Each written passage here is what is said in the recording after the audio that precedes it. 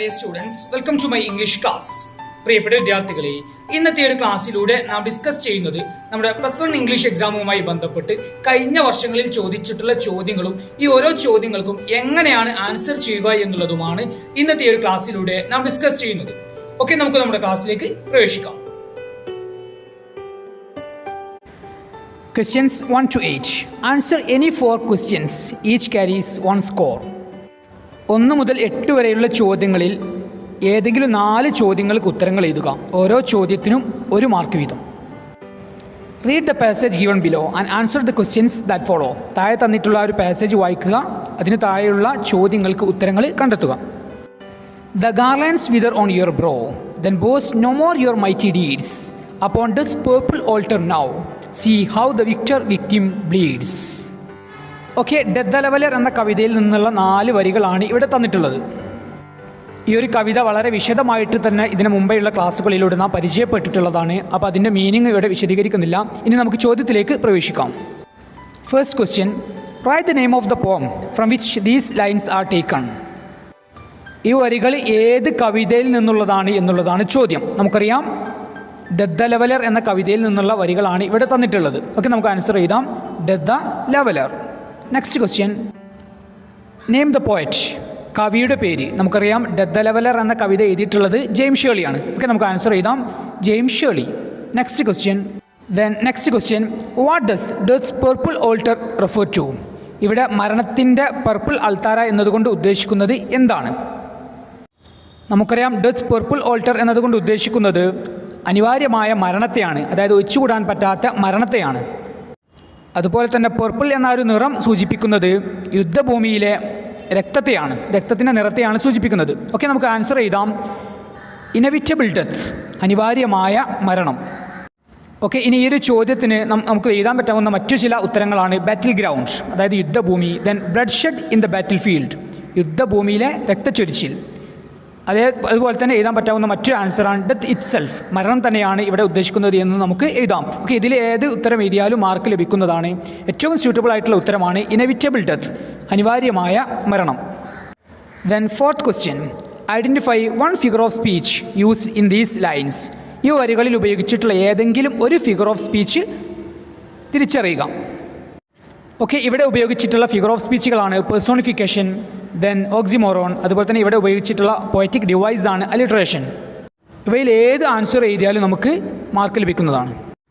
അതായത് ഇവിടെ തന്നിട്ടുള്ള വരികളിൽ 3ാമത്തെ വരിയിൽ ഉപയോഗിച്ചിട്ടുള്ള ഫിഗർ ഓഫ് സ്പീച്ചാണ് personification. Upon death's purple altar now, മരണത്തിൻ്റെ പർപ്പിൾ അൾത്താരയിൽ. അതായത് ഇവിടെ മരണത്തിന്, ഡെത്തിന് ഒരു ഉടമസ്ഥാവകാശം കൊടുത്തിരിക്കുകയാണ്. നമുക്കറിയാം, ജീവനില്ലാത്ത വസ്തുക്കൾക്ക് ജീവനുള്ളതിൻ്റെയോ അതല്ലെങ്കിൽ മനുഷ്യൻ്റെയോ ക്വാളിറ്റിയെ, ഗുണത്തെ കൊടുക്കുന്നതിനെയാണ് നാം പേഴ്സോണിഫിക്കേഷൻ എന്ന് പറയുന്നത്. അപ്പോൾ നമുക്ക് പറയാം, ഇവിടെ ഉപയോഗിച്ചിട്ടുള്ള ഫിഗർ ഓഫ് സ്പീച്ചാണ് പേഴ്സോണിഫിക്കേഷൻ. ദെൻ ഇനി ഇവിടെ 4ാമത്തെ ലൈൻ നോക്കുക, see how the victim bleeds. Victor means വിജയിച്ച ആൾ, വിക്ടിം ഇര, പരാജയപ്പെട്ടയാൾ, ബ്ലീഡ്സ് രക്തമൊലിക്കുക. നമുക്കറിയാം, ഓപ്പോസിറ്റ് ആയിട്ടുള്ള, അതായത് ഒരിക്കലും ഒരുമിച്ച് വരാൻ സാധ്യതയില്ലാത്ത വേർഡുകൾ ഒരുമിച്ച് വരുന്നതിനെയാണ് നാം ഓക്സിമോറോൺ എന്ന് പറയുന്നത്. അപ്പോൾ ഇവിടെ ഉപയോഗിച്ചിട്ടുള്ള ഫിഗർ ഓഫ് സ്പീച്ചാണ് ഓക്സിമോറോൺ. ഓക്സിമോറോൺ എന്താണെന്ന് നമുക്കറിയാം, when 2 opposing words are just together in order to create a particular feeling is known as oxymoron. അതായത് വൈരുദ്ധ്യമുള്ള, ഒരിക്കലും ഒരുമിച്ച് വരാൻ സാധ്യതയില്ലാത്ത വേർഡുകളോ മറ്റും ഒരുമിച്ച് വരുന്നതിനെയാണ് നാം ഓക്സിമോറോൺ എന്ന് പറയുന്നത്. അതുപോലെ തന്നെ ഇവിടെ 4ാം വരിയിൽ ഉപയോഗിച്ചിട്ടുള്ള ഒരു പോയറ്റിക് ഡിവൈസാണ് അലിട്രേഷൻ. അലിട്രേഷൻ എന്താണെന്ന് നമുക്കറിയാം, അതായത് അടുത്തടുത്തായി വരുന്ന വേർഡുകളുടെ തുടക്കത്തിൽ ഒരേ കോൺസണൻറ്റ് ശബ്ദമാണെങ്കിൽ അതിനെയാണ് നാം അലിട്രേഷൻ എന്ന് പറയുന്നത്. ഇവിടെ വിക്ടിം, അതായത് ഈ 2 വേർഡുകളുടെ സ്റ്റാർട്ടിങ് വി എന്ന കോൺസണൻറ്റ് ശബ്ദമാണ്. അതുകൊണ്ട് തന്നെ നമുക്കറിയാം, ഇവിടെ ഉപയോഗിച്ചിട്ടുള്ള പോയറ്റിക് ഡിവൈസാണ് അലിട്രേഷൻ. അപ്പോൾ ഈ ഒരു 4ാം ആൻസറായിട്ട് നമുക്ക് എഴുതാൻ പറ്റാവുന്ന ഉത്തരങ്ങളാണ് ഓക്സിമോറോൺ, അതല്ലെങ്കിൽ പേഴ്സോണിഫിക്കേഷൻ, അതുമല്ലെങ്കിൽ അലിട്രേഷൻ. ഇവയിൽ ഏത് എഴുതിയാലും നമുക്ക് ഇവിടെയുള്ള ഒരു മാർക്ക് ലഭിക്കുന്നതാണ്. Then next question, read the passage and answer the questions that follow. താഴെയുള്ള പാസേജ് വായിക്കുക, ചോദ്യങ്ങൾക്ക് ഉത്തരങ്ങൾ കണ്ടെത്തുക. It is not surprising that this astonishingly vital man, full of self-confidence and an unusual kind of power, standing for equality and freedom for each individual, fascinated the masses of India and attracted them like a magnet. It is not surprising that this astonishingly vital man, ഇത് വളരെ ആശ്ചര്യമുള്ള ഒരു കാര്യമൊന്നും ആയിരുന്നില്ല. This അസ്റ്റോണിഷിംഗ്ലി, അത് വളരെ അത്ഭുതകരമായിട്ടുള്ള ഒരു vital മാൻ, ഊർജ്ജസ്വലമായിട്ടുള്ള ഒരു മനുഷ്യൻ, full of self confidence and an unusual kind of power, വളരെ ആത്മവിശ്വാസവും അസാധാരണമായ കരുത്തുമുള്ള, standing for equality and freedom for each individual, ഓരോ ഇൻഡിവിജ്വലിൻ്റെയും അതായത് ഓരോരുത്തരുടെയും ഈക്വാലിറ്റി ആൻഡ് ഫ്രീഡം, തുല്യതയ്ക്ക് വേണ്ടിയും ആൻഡ് ഫ്രീഡം സ്വാതന്ത്ര്യത്തിനു വേണ്ടിയും അദ്ദേഹം നിലനിന്നു.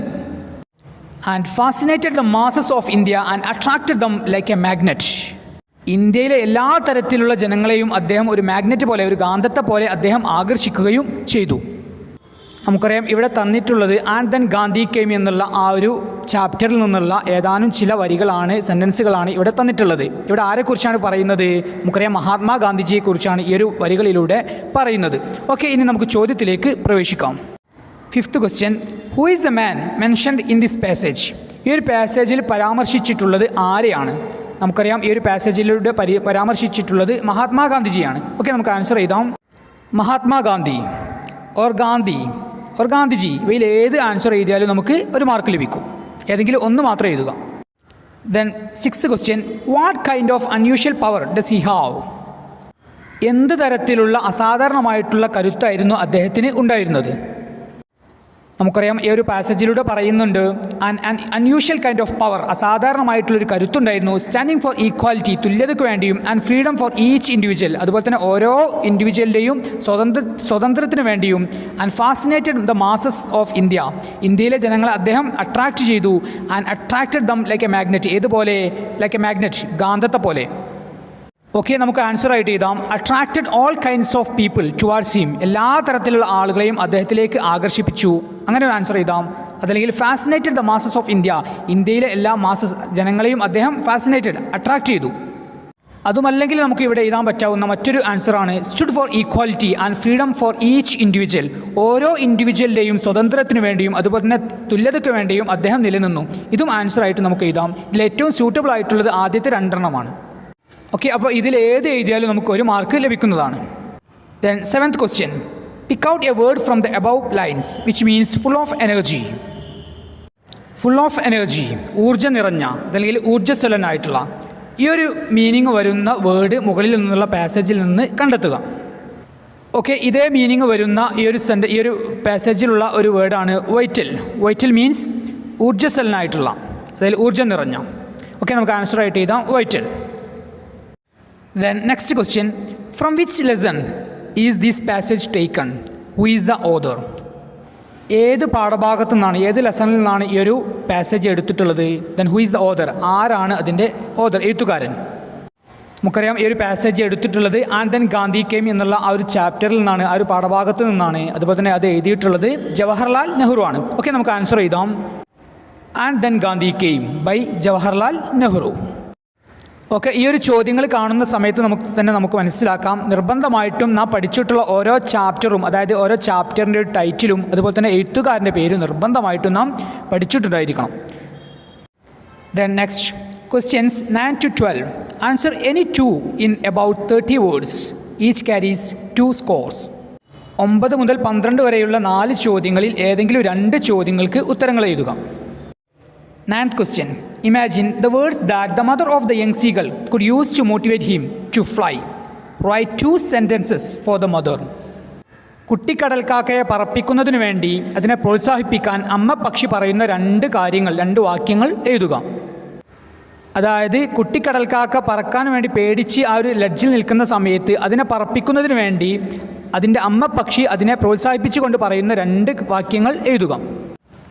ഓക്കെ, ആൻസറിൻ്റെ ചെറിയൊരു ഭാഗം ഇവിടെ തന്നിട്ടുണ്ട്. You may begin in this way, നിങ്ങൾക്ക് ഇതുപോലെ തുടങ്ങാം. You should really, you ought to. Okay, ഇവിടെ യു ഷുഡ് റിയലി അതുപോലെ തന്നെ യു ഓട്ട് ടു, രണ്ടിൻ്റെയും മീനിങ് ഏകദേശം സെയിം തന്നെയാണ്. അതായത് യു ഷുഡ് റിയലി, നീ യഥാർത്ഥത്തിൽ ചെയ്യണം. യു ഓട്ട് ടു, നീ ചെയ്യണം. യു മസ്റ്റ്, അതായത് നീ ചെയ്യണം എന്നുള്ള മീനിങ് തന്നെയാണ് രണ്ടിൻ്റെയും വരുന്നത്. ഓക്കെ, ഇനി നമുക്ക് ഇവിടെ എങ്ങനെ ആൻസർ എഴുതാം എന്ന് പരിശോധിക്കാം. ഇവിടെ നാം ശ്രദ്ധിക്കേണ്ടത് ഷുഡ് എന്നതിൻ്റെയും അതുപോലെ തന്നെ ought to എന്നതിൻ്റെയും ശേഷം എഴുതുന്ന വെർബുകൾ നിർബന്ധമായിട്ടും ആ ഒരു വെർബിൻ്റെ ബേസ് ഫോം, അതായത് V1 ഫോം ആയിരിക്കണം ഉപയോഗിക്കേണ്ടത്. അതായത് നമുക്കറിയാം വെർബുകൾക്ക് വ്യത്യസ്തമായിട്ടുള്ള രൂപങ്ങളുണ്ട്. ഉദാഹരണം പ്ലേ എന്നതിൻ്റെ വ്യത്യസ്തമായിട്ടുള്ള രൂപങ്ങളാണ് പ്ലേ, പ്ലേഡ്, പ്ലേഡ്, പ്ലേയിങ് എന്നതൊക്കെ. പക്ഷേ ഇവിടെ നാം ഉപയോഗിക്കുന്ന സമയത്ത് അതായത് ഷുഡ് എന്നതിൻ്റെയും ought to എന്നതിൻ്റെയും ശേഷം എഴുതുന്ന വെർബുകൾ നിർബന്ധമായിട്ടും ആ ഒരു വെർബിൻ്റെ ഒന്നാമത്തെ രൂപം അതായത് ബേസ് ഫോം ആയിരിക്കണം ഉപയോഗിക്കേണ്ടത്. അതാണ് ഇവിടെ നിന്ന് നാം മനസ്സിലാക്കേണ്ട കാര്യം.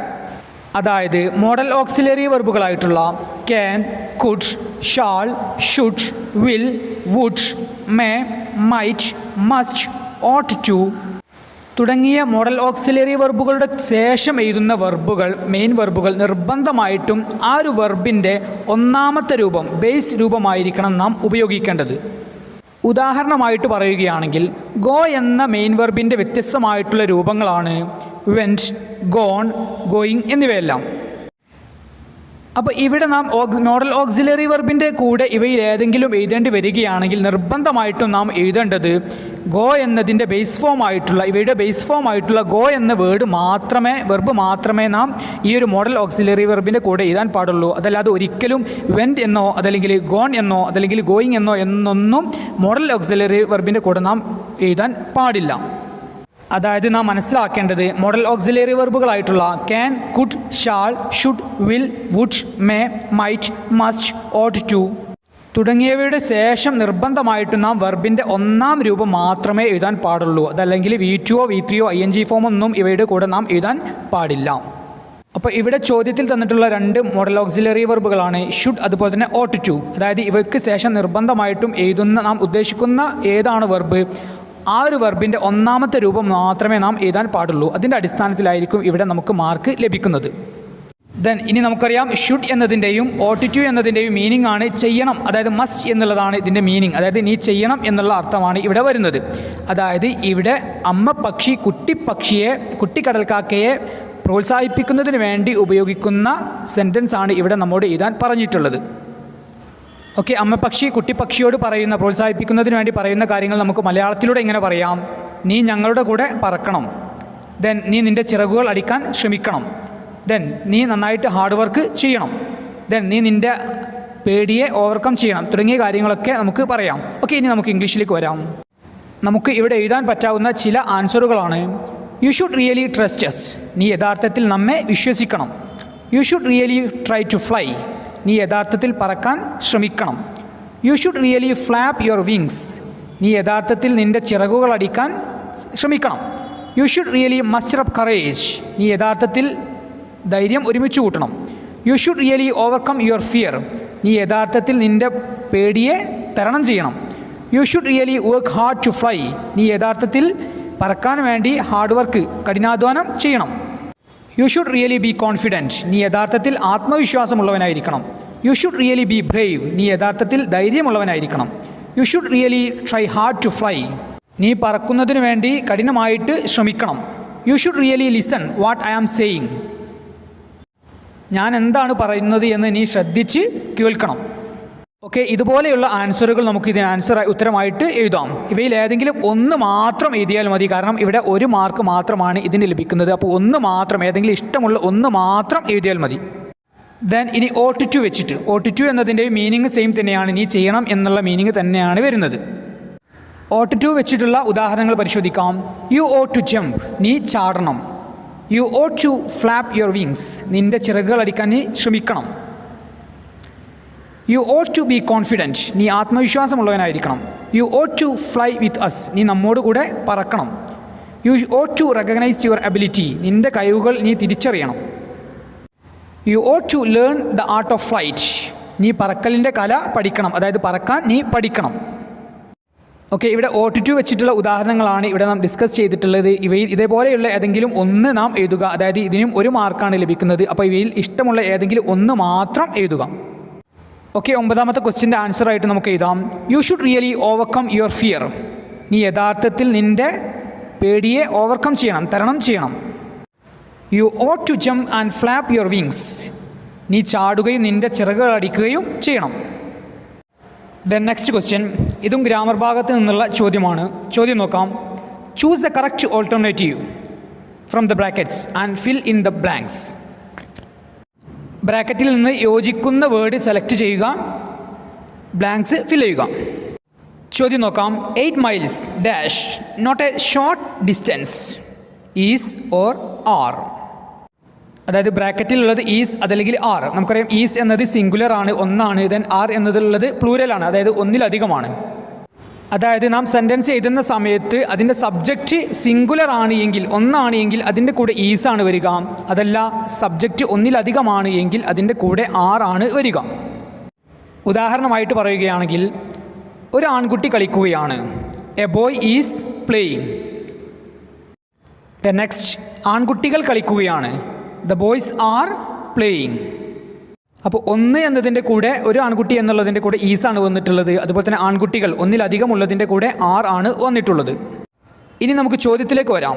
8 മൈൽസ്, 8 മൈൽ. ഓക്കെ, 8 മൈൽ എന്നുള്ളത് ഒന്നിലധികം മൈലുകൾ ഉണ്ട് എങ്കിലും ഇത് സിംഗുലർ ആയിട്ടാണ്, അത് ഒന്നായിട്ടാണ് പരിഗണിക്കുന്നത്. അതായത് 8 മൈൽസ് എന്നുള്ളതിന് സിംഗുലർ ആയിട്ടാണ് നാം ഇംഗ്ലീഷ് സെൻറ്റൻസ് എഴുതുന്ന സമയത്ത് പരിഗണിക്കുക. അപ്പോൾ ഇത് സിംഗുലർ ആണെങ്കിൽ, ഒന്ന് എന്നതാണ് എങ്കിൽ നമുക്കറിയാം ഇതിൻ്റെ കൂടെ വരുന്നത് ഈസ് ആയിരിക്കും. അപ്പോൾ 8 miles is not a short distance. ഇതുപോലെ തന്നെ നമ്മെ തെറ്റിദ്ധരിപ്പിക്കുന്ന തരത്തിലുള്ള ചില കാര്യങ്ങളാണ് സമയം പറയുന്ന സമയത്ത്, അതുപോലെ തന്നെ എമൗണ്ട് പറയുന്ന സമയത്ത്, ദെൻ ദൂരം പറയുന്ന സമയത്തെല്ലാം ഉപയോഗിക്കുന്നത് ഒരു പക്ഷേ പ്ലൂരലായിട്ടുള്ള ഒന്നിലധികമായിട്ട് തോന്നിയേക്കാം. പക്ഷേ അത് ഇംഗ്ലീഷിൽ സിംഗുലർ ആയിട്ടാണ് പരിഗണിക്കുക. ഉദാഹരണമായിട്ട് പറയുകയാണെങ്കിൽ 6 rupees, 3 months, 3 kilometers, then 2 hours. ഇവയെല്ലാം ഒന്നിലധികമായിട്ടാണ് നാം കാണുന്നത് എങ്കിലും ഇവയെല്ലാം നാം സെൻറ്റൻസ് എഴുതുന്ന സമയത്ത് സിംഗുലർ ആയിട്ടാണ്, ഒന്നായിട്ടാണ് പരിഗണിക്കുക. ഓക്കെ, അപ്പോൾ ഇതിൻ്റെ കൂടെ വരുന്ന വെർബും സിംഗുലർ ആയിരിക്കണം. ഉദാഹരണമായിട്ട് പറയുകയാണെങ്കിൽ 6 rupees is not a big amount. Okay, ഇവിടെ 6 rupees എന്നുള്ളത് ഒന്നിലധികമായിട്ടാണ് നമുക്ക് മനസ്സിലാകുന്നത് എങ്കിലും ഇതിനെ സിംഗുലർ ആയിട്ടാണ് പരിഗണിക്കുക. ഓക്കെ, അതുകൊണ്ട് തന്നെ ഇതിൻ്റെ കൂടെ വരുന്ന വെർബ് ഈസ്, അതായത് ഒന്നിനെ സൂചിപ്പിക്കുന്ന ഈസ് ആണ്. Okay, 6 rupees is not a big amount. Okay, ഈ ഒരു കാര്യം മനസ്സിലാക്കുക. അതായത് ചില കാര്യങ്ങൾ കാണുന്ന സമയത്ത് നമുക്ക് പ്ലൂരലായിട്ട് ഒന്നിലധികമായിട്ടാണ് മനസ്സിലാകുന്നത് എങ്കിലും അതിനെ ഇംഗ്ലീഷിൽ സിംഗുലർ ആയിട്ടാണ് പരിഗണിക്കുക. ഓക്കെ, ഈ ഒരു കാര്യങ്ങൾ വിശദീകരിച്ചുകൊണ്ട് നമ്മുടെ ടെക്സ്റ്റ് ബുക്കിൽ പേജ് നമ്പർ 49 കാര്യങ്ങൾ വളരെ വിശദമായിട്ട് തന്നെ പറയുന്നുണ്ട്, ഉദാഹരണങ്ങൾ സഹിതം പറയുന്നുണ്ട്. Then question B, cycling is good exercise dash it helps you save money. Okay, ബ്രാക്കറ്റിലുള്ളത് however, moreover. However എന്ന് വെച്ചാൽ എന്നിരുന്നാലും, ദെൻ മോർ ഓവർ എന്ന് വെച്ചാൽ ഇൻ അഡീഷൻ ടു, അത് കൂടാതെ അല്ലെങ്കിൽ അതിലുപരി. ഓക്കെ, അത് കൂടാതെ ഇതും എന്നൊക്കെ പറയാം. ഓക്കെ, ചോദ്യം നോക്കാം. Cycling is good exercise. Cycling നല്ലൊരു വ്യായാമമാണ്. Then dash it helps you save money. ഇത് നിങ്ങളെ പണം ലാഭിക്കാനും നിങ്ങളെ സഹായിക്കുന്നു. ഓക്കെ, ഇത് വായിക്കുന്ന സമയത്ത് തന്നെ നമുക്ക് മനസ്സിലാക്കാം ഇവിടെ യോജിക്കുന്നത് മോർ ഓവറാണ്, അതായത് അത് കൂടാതെ എന്നുള്ളതാണ്. അതായത് cycling is a good exercise, cycling നല്ലൊരു വ്യായാമമാണ്. മോർ ഓവർ, അത് കൂടാതെ തന്നെ it helps you save money, ഇത് നിങ്ങളെ പണം ലാഭിക്കാനും നിങ്ങളെ സഹായിക്കുന്നു. അപ്പോൾ ഹൗ എവർ അതുപോലെ തന്നെ മോർ ഓവർ എന്നിവയെല്ലാം കൊഹസീവ് ഡിവൈസസുകൾ പെട്ടതാണ്. ഇതുമായി ബന്ധപ്പെട്ട നമ്മുടെ ടെക്സ്റ്റ് ബുക്കിൽ പേജ് നമ്പർ 28 വളരെ വിശദമായിട്ട് തന്നെ ഉദാഹരണ സഹിതം വിശദീകരിക്കുന്നുണ്ട്. ഇങ്ങനെയുള്ള ചോദ്യങ്ങൾക്ക് ആൻസർ എഴുതാൻ സാധിക്കണം എന്നുണ്ടെങ്കിൽ കൊഹസീവ് ഡിവൈസസ് ആയിട്ടുള്ള moreover, then however, then besides, though, actually തുടങ്ങിയ കൊഹസീവ് ഡിവൈസസുകൾ അതിൻ്റെ മീനിങ് പഠിക്കുക എന്നുള്ളതാണ് നാം ചെയ്യേണ്ടത്. ഓക്കെ, പേജ് നമ്പർ 28 വളരെ വിശദമായിട്ട് തന്നെ ഇതിനെക്കുറിച്ച് പറയുന്നുണ്ട്. ഓക്കെ, ഇനി ഇവിടെ ശ്രദ്ധിക്കുക. 10ൻ്റെ ആൻസർ നാം എഴുതുന്ന സമയത്ത് ആൻസറിൻ്റെ താഴെ അണ്ടർലൈൻ ചെയ്യാൻ പ്രത്യേകം ശ്രദ്ധിക്കുക. അത് ഈസ് എന്നുള്ളതിൻ്റെയും അതുപോലെ തന്നെ മോർ ഓവർ എന്നതിൻ്റെയും അടിയിൽ അണ്ടർലൈൻ ചെയ്യുക. The next question number 11. APJ Abdul Kalam enjoyed interacting with students. വിദ്യാർത്ഥികളുമായി സംവദിക്കുന്ന സമയത്ത് ഡോക്ടർ APJ അബ്ദുൽ കലാം അത് നന്നായിട്ട് ആസ്വദിച്ചു. Then if you had a chance to ask questions to doctor Kalam, what would you ask him? Right 2 questions. Doctor APJ Abdul കലാമിനോട് ചോദ്യങ്ങൾ ചോദിക്കാൻ നിങ്ങൾക്ക് അവസരം ലഭിക്കുകയാണെങ്കിൽ എന്തൊക്കെ ചോദ്യങ്ങളായിരിക്കും നിങ്ങൾ ചോദിക്കുക? അങ്ങനെയുള്ള 2 ചോദ്യങ്ങൾ എഴുതുക.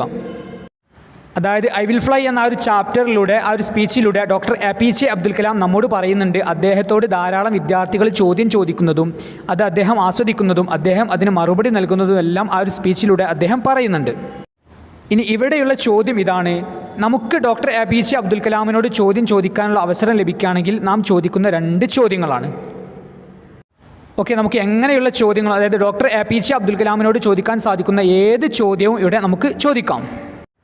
ഓക്കെ, ഇൻ്റർവ്യൂ ക്വസ്റ്റ്യൻസുമായി ബന്ധപ്പെട്ട് ഏതെങ്കിലും ഫേമസ് ആയിട്ടുള്ള അറിയപ്പെടുന്ന ഒരു വ്യക്തിയോട് ചോദ്യങ്ങൾ ചോദിക്കാൻ നമുക്കൊരു അവസരം ലഭിക്കുകയാണെങ്കിൽ ചോദിക്കാൻ പറ്റാവുന്ന ഏകദേശം 14ഓളം ചോദ്യങ്ങൾ നാം ഇതിനു മുമ്പെയുള്ള ക്ലാസ്സുകളിലൂടെ വിശദീകരിച്ചിട്ടുണ്ടായിരുന്നു.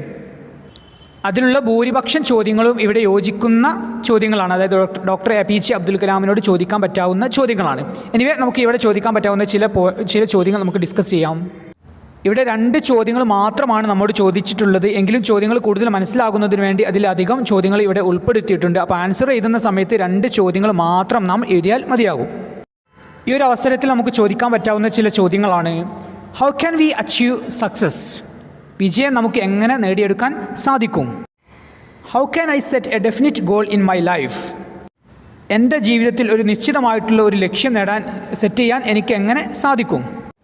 How can I achieve my dreams? എനിക്ക് എങ്ങനെ എൻ്റെ ലക്ഷ്യങ്ങൾ നേടാൻ സാധിക്കും? What is the secret of your success? നിങ്ങളുടെ വിജയത്തിന് പിന്നിലുള്ള വിജയത്തിൻ്റെ രഹസ്യം എന്താണ്? What is your message to the new generation? പുതുതലമുറയോട് നിങ്ങൾക്കുള്ള ഉപദേശം എന്താണ്? Then what was your dream when you were a child? നിങ്ങൾ കുട്ടിയായിരിക്കുന്ന സമയത്ത് നിങ്ങളുടെ സ്വപ്നം എന്തായിരുന്നു? Then who is your role model? നിങ്ങളുടെ റോൾ മോഡൽ ആരാണ്? Then what is your opinion about online education? Online വിദ്യാഭ്യാസത്തെക്കുറിച്ച് നിങ്ങളുടെ അഭിപ്രായം എന്താണ്? ഇനി ആ ഒരു ചാപ്റ്ററുമായി, ഐ വിൽ ഫ്ലൈ എന്ന ചാപ്റ്ററുമായി ബന്ധപ്പെടുത്തി ചോദിക്കാൻ പറ്റാവുന്ന ചില ചോദ്യങ്ങളാണ്: how can the youth change today's world? ഇന്നത്തെ ലോകത്തെ മാറ്റാൻ യുവാക്കൾക്ക് എങ്ങനെ സാധിക്കും? You told us to become unique. How can we become unique? നിങ്ങൾ നമ്മോട് പറഞ്ഞു യുണീക്കാകുന്നതിനെക്കുറിച്ച്, അതുല്യരാകുന്നതിനെക്കുറിച്ച് പറഞ്ഞു. ദെൻ എങ്ങനെ നമുക്ക് യുണീക്കാവാം, അതുല്യരാകാം? What are the techniques to become unique? യുണീക്കാകുന്നതിനുള്ള, അതായത് അതുല്യരാകുന്നതിനുള്ള ടെക്നിക്സ്, തന്ത്രങ്ങൾ എന്തൊക്കെയാണ്? ഓക്കെ, തുടങ്ങിയ ചോദ്യങ്ങളൊക്കെ നമുക്ക് ഡോക്ടർ APJ അബ്ദുൽ കലാമിനോട് ചോദിക്കാൻ പറ്റാവുന്ന ചോദ്യങ്ങളാണ്. അപ്പോൾ ഇവിടെ ആൻസർ എഴുതുന്ന സമയത്ത് ഇവയിൽ ഏതെങ്കിലും 2 എണ്ണം മാത്രം, അതല്ലെങ്കിൽ ഇതേ രൂപത്തിലുള്ള 2 ചോദ്യങ്ങൾ മാത്രം ചോദിക്കുക. ദെൻ നെക്സ്റ്റ് ക്വസ്റ്റ്യൻ, ഇതും ഗ്രാമർ ഭാഗത്ത് നിന്നുള്ളതാണ്, അതായത് ഇൻഡയറക്റ്റ് സ്പീച്ചാണ്. ക്വസ്റ്റ്യൻ നോക്കാം: change the following conversation into reported speech. തന്നിരിക്കുന്ന ഈ ഒരു സംഭാഷണം റിപ്പോർട്ടഡ് സ്പീച്ചിലാക്കുക, അതായത് ഇൻഡയറക്റ്റ് സ്പീച്ചാക്കി മാറ്റുക. Greta, I thought you could make real peaches. Dad, no, you have to go to the store for those. അതായത് Greta അച്ഛനോട് പറയുകയാണ്, I thought you could make real peaches. ഞാൻ ചിന്തിച്ചിരുന്നത് നിങ്ങൾ ശരിക്കുള്ള ഫ്രൂട്ട്സ് ഉണ്ടാക്കും എന്നുള്ളതായിരുന്നു ഞാൻ ചിന്തിച്ചിട്ടുള്ളത്. അപ്പോൾ അതിന് മറുപടിയായിട്ട് നെഗറ്റീവായിട്ട് അച്ഛൻ ആൻസർ പറഞ്ഞതിന് ശേഷം പറയുകയാണ്, നോ എന്ന് പറഞ്ഞതിന് ശേഷം പറയുകയാണ്, you have to go to the store for those. റിയലായിട്ട് ശരിക്കുള്ള പീച്ചസ് കിട്ടാൻ നീ എവിടെ പോകണം? സ്റ്റോർ, അതായത് ഷോപ്പിൽ പോകണം എന്ന് അച്ഛൻ ഗ്രേറ്റയോട് പറയുകയാണ്. നമ്മുടെ ടെക്സ്റ്റ് ബുക്കിൽ ഏറ്റവും അവസാനത്തെ ചാപ്റ്റർ ആയിട്ടുള്ള കൺസെപ്ച്വൽ ഫ്രൂട്ട് എന്ന ആ ഒരു സ്റ്റോറിയുമായി ബന്ധപ്പെട്ട ഡയലോഗാണ് ഇവിടെ തന്നിട്ടുള്ളത്. ഇനി ഇവിടെ നാം ചെയ്യേണ്ടത് ഗ്രേറ്റ അച്ഛനോട് പറഞ്ഞിട്ടുള്ള കാര്യവും അതുപോലെ തന്നെ അച്ഛൻ ഗ്രേറ്റയോട് പറഞ്ഞിട്ടുള്ള കാര്യവും, ഈ ഒരു സംഭവങ്ങൾ നാം മറ്റൊരാൾക്ക് വിശദീകരിച്ച് കൊടുക്കുന്നത്, അതായത് ഗ്രേറ്റ അച്ഛനോട് ഇങ്ങനെ പറഞ്ഞു എന്നുള്ളതും അച്ഛൻ ഗ്രേറ്റയോട് ഇങ്ങനെ പറഞ്ഞു എന്നുള്ളതും ഇത് കേട്ട നാം മറ്റൊരാളോട് പറയുന്നതാണ് ഇവിടെ നാം എഴുതേണ്ടത്. ഓക്കെ, ആൻസറായിട്ട് നമുക്ക് ഇങ്ങനെ എഴുതാം: Greta told her dad that she had thought he could make real peaches. Her dad replied negatively and added that she had to go to the store for those. Okay, ഈ രൂപത്തിലായിരിക്കും നാം answer എഴുതുക. അതായത് Greta അച്ഛനോട് ഇങ്ങനെ പറഞ്ഞു എന്നുള്ളതും അച്ഛൻ തിരികെ ഇങ്ങനെ പറഞ്ഞു എന്നുള്ളതാണ് ഇതിലൂടെ വിശദീകരിക്കുന്നത്. ഓക്കെ, ഡയറക്റ്റ് ആയിട്ടുള്ളൊരു സ്പീച്ച് എങ്ങനെ ഇൻഡയറക്റ്റ് ആയിട്ടുള്ള സ്പീച്ച് ആക്കാം എന്നുള്ളത്, അതായത് റിപ്പോർട്ടഡ് സ്പീച്ചിനെ കുറിച്ച് നമുക്ക് അടുത്ത ക്ലാസ്സുകളിലൂടെ കൂടുതലായിട്ട് വിശദീകരിക്കാം, കൂടുതൽ എക്സാമ്പിൾ സഹിതം വിശദീകരിക്കാം. Then next question, questions 13 to 20. Answer any 4 questions in 60 words. Each carries 4 scores. 13 മുതൽ 20 വരെയുള്ള 8 ചോദ്യങ്ങളിൽ ഏതെങ്കിലും 4 ചോദ്യങ്ങൾക്ക് ഉത്തരം എഴുതുക. ഓക്കെ, ഓരോ ചോദ്യത്തിനും 4 മാർക്കാണ് ലഭിക്കുന്നത്. 13th question. Write a character sketch of Maggie in the story The Price of Flowers. The price of flowers എന്ന ചാപ്റ്ററിൽ എന്ന സ്റ്റോറിയിലെ കഥാപാത്രമായിട്ടുള്ള മാഗിയെക്കുറിച്ച് ഒരു ക്യാരക്ടർ സ്കെച്ച് തയ്യാറാക്കുക. ഓക്കെ, ഇവിടെയുള്ള 4 മാർക്കിൻ്റെ ചോദ്യമാണ്. അപ്പോൾ നാം എഴുതുന്ന സമയത്ത് ഏകദേശം ഒരു 1/2 പേജോളം ഉത്തരമായിട്ട് എഴുതുക. മിനിമം ഒരു 1/2 പേജെങ്കിലും നാം ഇതിന് ആൻസറായിട്ട് എഴുതുക. എങ്ങനെയാണ് ക്യാരക്ടർ സ്കെച്ച് തയ്യാറാക്കുക എന്നുള്ളതും അതുപോലെ തന്നെ മാഗിയുടെയും മിസ്സിസ് ക്ലിഫോർഡ് തുടങ്ങിയ ഇതിനു ക്യാരക്ടർ സ്കെച്ചൊക്കെ ഇതിന് മുമ്പെയുള്ള ക്ലാസ്സിലൂടെ നാം വളരെ വിശദമായിട്ട് തന്നെ വിശദീകരിച്ചിട്ടുള്ളതാണ്. ഓക്കെ, ആൻസറായിട്ട് നമുക്ക് ഇങ്ങനെ എഴുതാം. ആദ്യം തന്നെ ടൈറ്റിൽ, അതായത് ആരുടെ ക്യാരക്ടർ സ്കെച്ചാണ് നാം തയ്യാറാക്കുന്നത് അവരുടെ പേര് ടൈറ്റിലായിട്ട് എഴുതുക Maggie. Then Alice Margaret Clifford, lovingly called Maggie, is the central character in the story the price of flowers. Alice Margaret Clifford, അതായത് സ്നേഹത്തോടെ അവളെ മാഗി എന്നാണ് വിളിക്കുന്നത്. അവൾ ഈ ഒരു കഥയിലെ ദ പ്രൈസ് ഓഫ് ഫ്ലവേഴ്സ് എന്ന കഥയിലെ വളരെ പ്രധാനപ്പെട്ട ഒരു കഥാപാത്രമാണ്. She is A young English girl of 13 or 14 years old. അവൾ 13-14 വയസ്സായിട്ടുള്ള ഒരു ഇംഗ്ലീഷ് പെൺകുട്ടിയാണ്. She is A poor English girl who works as A typist in the civil service store. ഒരു ഷോപ്പിൽ ടൈപ്പിസ്റ്റ് ആയിട്ട് ജോലി ചെയ്യുന്ന ഒരു പാവപ്പെട്ട പെൺകുട്ടിയാണ് അവൾ. She is ambitious and wants a job where her brain can be used. അവൾ വലിയ ആഗ്രഹങ്ങളൊക്കെ ഉള്ള ഒരു പെൺകുട്ടിയാണ്. അവളുടെ ബ്രെയിൻ ഉപയോഗിച്ച് ചെയ്യുന്ന, അതായത് ബുദ്ധി ഉപയോഗിച്ച് ചെയ്യുന്ന ജോലിയാണ് അവൾക്ക് ഇഷ്ടമുള്ളത്, താല്പര്യമുള്ളത്. She likes to become a secretary. അവൾക്കൊരു സെക്രട്ടറി ആവാനാണ് അവൾക്ക് താല്പര്യമുള്ളത്. She has intense love for her mother and brother. അവൾക്ക് അവളുടെ അമ്മയോടും സഹോദരനോടും തീവ്രമായിട്ടുള്ള സ്നേഹമുണ്ട്. She tried hard to bring her sick mother back to life. അവളുടെ അമ്മയെ ജീവിതത്തിലേക്ക് തിരികെ കൊണ്ടുവരുവാൻ വേണ്ടി അവൾ വല്ലാതെ പരിശ്രമിച്ചിട്ടുണ്ട്. She even ask mister Gupta to tell a lie to save her mother. അവളുടെ അമ്മയെ രക്ഷിക്കുന്നതിന് വേണ്ടി മിസ്റ്റർ ഗുപ്തയോട് കളവ് പറയാനും പോലും അവൾ പറയുന്നുണ്ട്. She is also superstitious because she believed the story behind the ring send by her brother. അവളൊരു അന്ധവിശ്വാസമുള്ള ഒരു പെൺകുട്ടിയാണ്. അതുകൊണ്ടാണ് അവളുടെ സഹോദരൻ ഇന്ത്യയിൽ നിന്ന് അയച്ചിട്ടുള്ള ആ ഒരു റിങ്ങിൽ അവൾ വിശ്വസിക്കുന്നത്. Her love towards her brother is touching. അവളുടെ സഹോദരനോടുള്ള അവളുടെ സ്നേഹം നമ്മെ വല്ലാതെ സ്പർശിക്കുന്നതാണ്.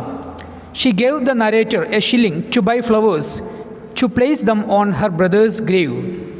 അവളുടെ സഹോദരൻ്റെ ശവകുടീരത്തിൽ വെക്കുന്നതിന് വേണ്ടി, പൂക്കൾ വെക്കുന്നതിന് വേണ്ടി, ആ ഒരു പൂക്കൾ വാങ്ങുന്നതിന് വേണ്ടി നരേറ്റർക്ക്, മിസ്റ്റർ ഗുപ്തക്ക് അവളൊരു ഷില്ലിംഗ് കൊടുക്കുന്നുണ്ട്. A shilling is a lot of money for a poor girl like her. അവളെപ്പോലുള്ള ഒരു പാവപ്പെട്ട പെൺകുട്ടിക്ക് ആ ഒരു ഷില്ലിംഗ് എന്നത് വലിയ ഒരു എമൗണ്ടാണ്. To get that she has to work for many days. ആ ഒരു പണം ആ ഷില്ലിംഗ് കിട്ടാൻ വേണ്ടി അവൾക്ക് ധാരാളം ദിവസങ്ങളിൽ ജോലി ചെയ്യേണ്ടതായിട്ടുണ്ടായിരുന്നു. The flowers represent love, sacrifice and the strong bond of relationship between the sister and brother.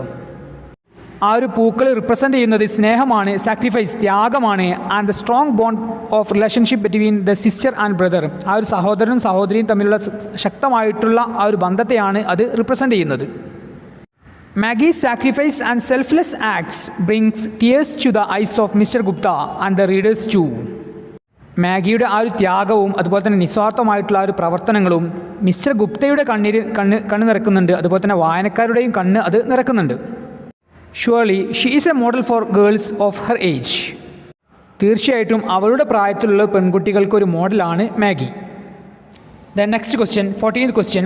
The details of Stephen Hawking's life and achievements are given below. Read carefully and prepare a profile of the great scientist. മഹാനായ ശാസ്ത്രജ്ഞനായിട്ടുള്ള Stephen ഹോക്കിങ്ങിൻ്റെ ജീവിതത്തെക്കുറിച്ചുള്ള ചില കാര്യങ്ങളാണ് ഇവിടെ ഹിൻസായിട്ട് തന്നിട്ടുള്ളത്. അതിൻ്റെ അടിസ്ഥാനത്തിൽ profile തയ്യാറാക്കാനാണ് ചോദ്യം. Okay, 4 മാർക്കിൻ്റേതാണ് ചോദ്യം. ഇനി നാം പ്രൊഫൈൽ എഴുതുന്ന സമയത്ത് നാം ശ്രദ്ധിക്കേണ്ടത് തന്നിരിക്കുന്ന ഡീറ്റെയിൽസ്, അതായത് തന്നിരിക്കുന്ന ഹിൻസുകൾ കൂട്ടിയോജിപ്പിച്ച്, അതായത് അർത്ഥവത്തായിട്ടുള്ള രീതിയിൽ സെൻറ്റൻസ് ആയിട്ട് എഴുതിയാൽ തന്നെ നമുക്ക് അതിനുള്ള 4 മാർക്ക് തന്നെ ലഭിക്കുന്നതാണ്. എങ്കിലും ആ ഒരു അദ്ദേഹത്തെക്കുറിച്ച് നമുക്കറിയാവുന്ന കാര്യങ്ങൾ, അതായത് സ്റ്റീഫൻ ഹോക്കിങ്ങിനെ കുറിച്ച് കൂടുതൽ അറിയാവുന്ന കാര്യങ്ങൾ നമുക്ക് വേണമെങ്കിൽ അതിൽ ഉൾപ്പെടുത്താം. നമുക്കറിയാം, ആദ്യം തന്നെ പ്രൊഫൈൽ നാം തയ്യാറാക്കുന്ന സമയത്ത് ആരുടെ പ്രൊഫൈലാണോ നാം തയ്യാറാക്കുന്നത് അത് അവരുടെ പേര് ഹെഡിങ് ടൈറ്റിലായിട്ട് എഴുതുക. ഇവിടെ നമുക്ക് എഴുതാം സ്റ്റീഫൻ ഹോക്കിംഗ്. ഇനി പ്രൊഫൈൽ നാം എഴുതുന്ന സമയത്ത് ഏത് മേഖലയിൽ ഫേമസ് ആയിട്ടുള്ള ആളെക്കുറിച്ചാണ് നാം എഴുതുന്നത് അതും നമുക്ക് അതിൽ ഉൾപ്പെടുത്താം. ഓക്കെ, എഴുതുന്ന സമയത്ത് തുടക്കത്തിൽ തന്നെ ഉൾപ്പെടുത്താം. നമുക്കറിയാം ഇതിലിവിടെ പറയുന്നുണ്ട് ഗ്രേറ്റ് സയൻറ്റിസ്റ്റ് എന്ന് പറയുന്നുണ്ട്, അതായത് മഹാനായിട്ടുള്ളൊരു ശാസ്ത്രജ്ഞൻ എന്ന് പറയുന്നുണ്ട്. അതല്ലെങ്കിൽ നമുക്ക് വേണമെങ്കിൽ സൂപ്പർനോവ ഓഫ് ഫിസിക്സ് എന്നൊക്കെ പറയാം. ആ ഒരു ചാപ്റ്ററിലൂടെ പറയുന്നുണ്ട് അദ്ദേഹം ഒരു സൂപ്പർനോവ ഓഫ് ഫിസിക്സ്, അതായത് വേൾഡ് ഫിസിക്സിലെ ഒരു ധ്രുവ നക്ഷത്രമായിരുന്നു എന്നൊക്കെ പറയുന്നുണ്ട്. അതൊക്കെ വേണമെങ്കിൽ നമുക്ക് അതിൽ ഉൾപ്പെടുത്താം. ഇനി വളരെ സിമ്പിളായിട്ട് നമുക്ക് എഴുതുകയാണെങ്കിൽ നമുക്ക് ഇങ്ങനെ എഴുതാം. First point, born 8th January 1942. Okay, ഇതൊരു സെൻറ്റൻസ് ആയിട്ട് നമുക്ക് എങ്ങനെ എഴുതാം? ഓക്കെ, ഈ ഒരു സെൻറ്റൻസ് എഴുതുന്ന സമയത്ത് നാം ശ്രദ്ധിക്കുക ഏത് മേഖലയിൽ ഫേമസ് ആയിട്ടുള്ള ആളാണോ ഇതും ഈ ഒരു തുടക്കത്തിൽ നമുക്ക് എഴുതാം. അതായത് ഗ്രേറ്റ് സയൻറ്റിസ്റ്റ് എന്ന് ഇതിൽ ഉൾപ്പെടുത്താം, അതല്ലെങ്കിൽ സൂപ്പർനോവ എന്നൊക്കെ ഉൾപ്പെടുത്താം. ഓക്കെ, നമുക്ക് ഇങ്ങനെ എഴുതാം. Stephen Hawking, the great scientist, was born on 8th January 1942. Then next point, school education, school വിദ്യാഭ്യാസം, Saint Albans school, Hertfordshire. ഇതിനെ നമുക്ക് സെൻറ്റൻസ് ആയിട്ട് ഇങ്ങനെ എഴുതാം. He started his school education at Saint Albans school in Hertfordshire. അതല്ലെങ്കിൽ ഇങ്ങനെ എഴുതാം, he studied at Saint Albans school Hertfordshire. ഇതിലേതെങ്കിലും ഒന്ന് എഴുതുക. Then next point, college education, college വിദ്യാഭ്യാസം, Oxford university, then Cambridge university. അദ്ദേഹത്തിൻ്റെ college വിദ്യാഭ്യാസം, അതായത് നമുക്കറിയാം അദ്ദേഹം ഡിഗ്രി ബിരുദം പൂർത്തിയാക്കിയിട്ടുള്ളത് ഓക്സ്ഫോർഡിൽ നിന്നാണ്. അതുപോലെ തന്നെ അദ്ദേഹത്തിൻ്റെ PhD കംപ്ലീറ്റ് ആക്കിയിട്ടുള്ളത് കാംബ്രിഡ്ജിൽ നിന്നുമാണ്. ഓക്കെ, നമുക്ക് ആൻസർ ഇങ്ങനെ എഴുതാം. He graduated from Oxford university and took his masters degree from Cambridge university. Then next point, career, theoretical physicist, അദ്ദേഹത്തിൻ്റെ ജോലി തിയററ്റിക്കൽ ഫിസിസ്റ്റ്, അതായത് മലയാളത്തിൽ പറയുകയാണെങ്കിൽ സൈദ്ധാന്തിക ഭൗതിക ശാസ്ത്രജ്ഞൻ. അപ്പോൾ ഇവിടെ നാം എഴുതേണ്ടത് അദ്ദേഹം ഒരു തിയററ്റിക്കൽ ഫിസിസ്റ്റ് ആയിരുന്നു എന്നുള്ളതാണ്. ഓക്കെ, നമുക്ക് ഇങ്ങനെ എഴുതാം. He was a world famous theoretical physicist. അദ്ദേഹം ലോകപ്രശസ്തനായിട്ടുള്ള ഒരു തിയററ്റിക്കൽ ഫിസിസ്റ്റ് ആയിരുന്നു, അതായത് സൈദ്ധാന്തിക ഭൗതിക ശാസ്ത്രജ്ഞനായിരുന്നു. Then next point, book, a brief history of time. അദ്ദേഹം എഴുതിയിട്ടുള്ള അതല്ലെങ്കിൽ അദ്ദേഹം പബ്ലിഷ് ചെയ്തിട്ടുള്ള പുസ്തകത്തിൻ്റെ പേരാണ് a brief history of time എന്നുള്ളത്. അപ്പോൾ ഇവിടെ നാം എഴുതേണ്ടത് അദ്ദേഹത്തിൻ്റെ ഒരു പുസ്തകമാണ്, അല്ലെങ്കിൽ അദ്ദേഹം എഴുതിയിട്ടുള്ളൊരു പുസ്തകമാണ് a brief history of time എന്നുള്ളതാണ്. ഓക്കെ, നമുക്ക് ഇങ്ങനെ എഴുതാം. A brief history of time is a popular book written by Stephen Hawking. A brief history of time എന്നുള്ളത് സ്റ്റീഫൻ ഹോക്കിംഗ് എഴുതിയിട്ടുള്ള ഒരു ഫേമസ് ആയിട്ടുള്ള ഒരു പുസ്തകമാണ്. Then next point, awards and honours, അവാർഡുകളും ബഹുമതികളും.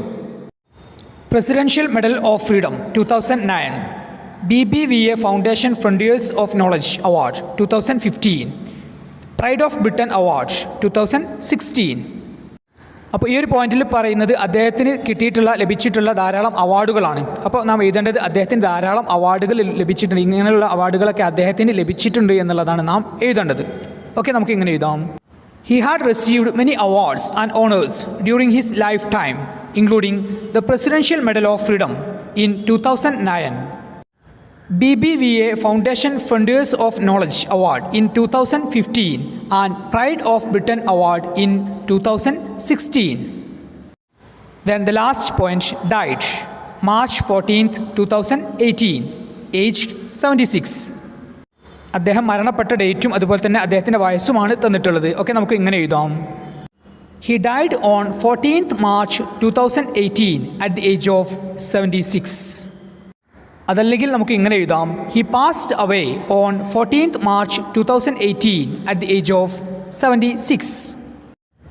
ഓക്കെ, ഈ രൂപത്തിലാണ് നാം ഈ ഒരു ഹിൻസുകളെ കൂട്ടിയോജിപ്പിക്കുന്നത്. ഇനി നാം ആൻസർ ഷീറ്റിൽ പ്രൊഫൈൽ എഴുതുന്ന സമയത്ത് ശ്രദ്ധിക്കുക, ഇതൊരു പാരഗ്രാഫ് രൂപത്തിലാണ് എഴുതേണ്ടത്.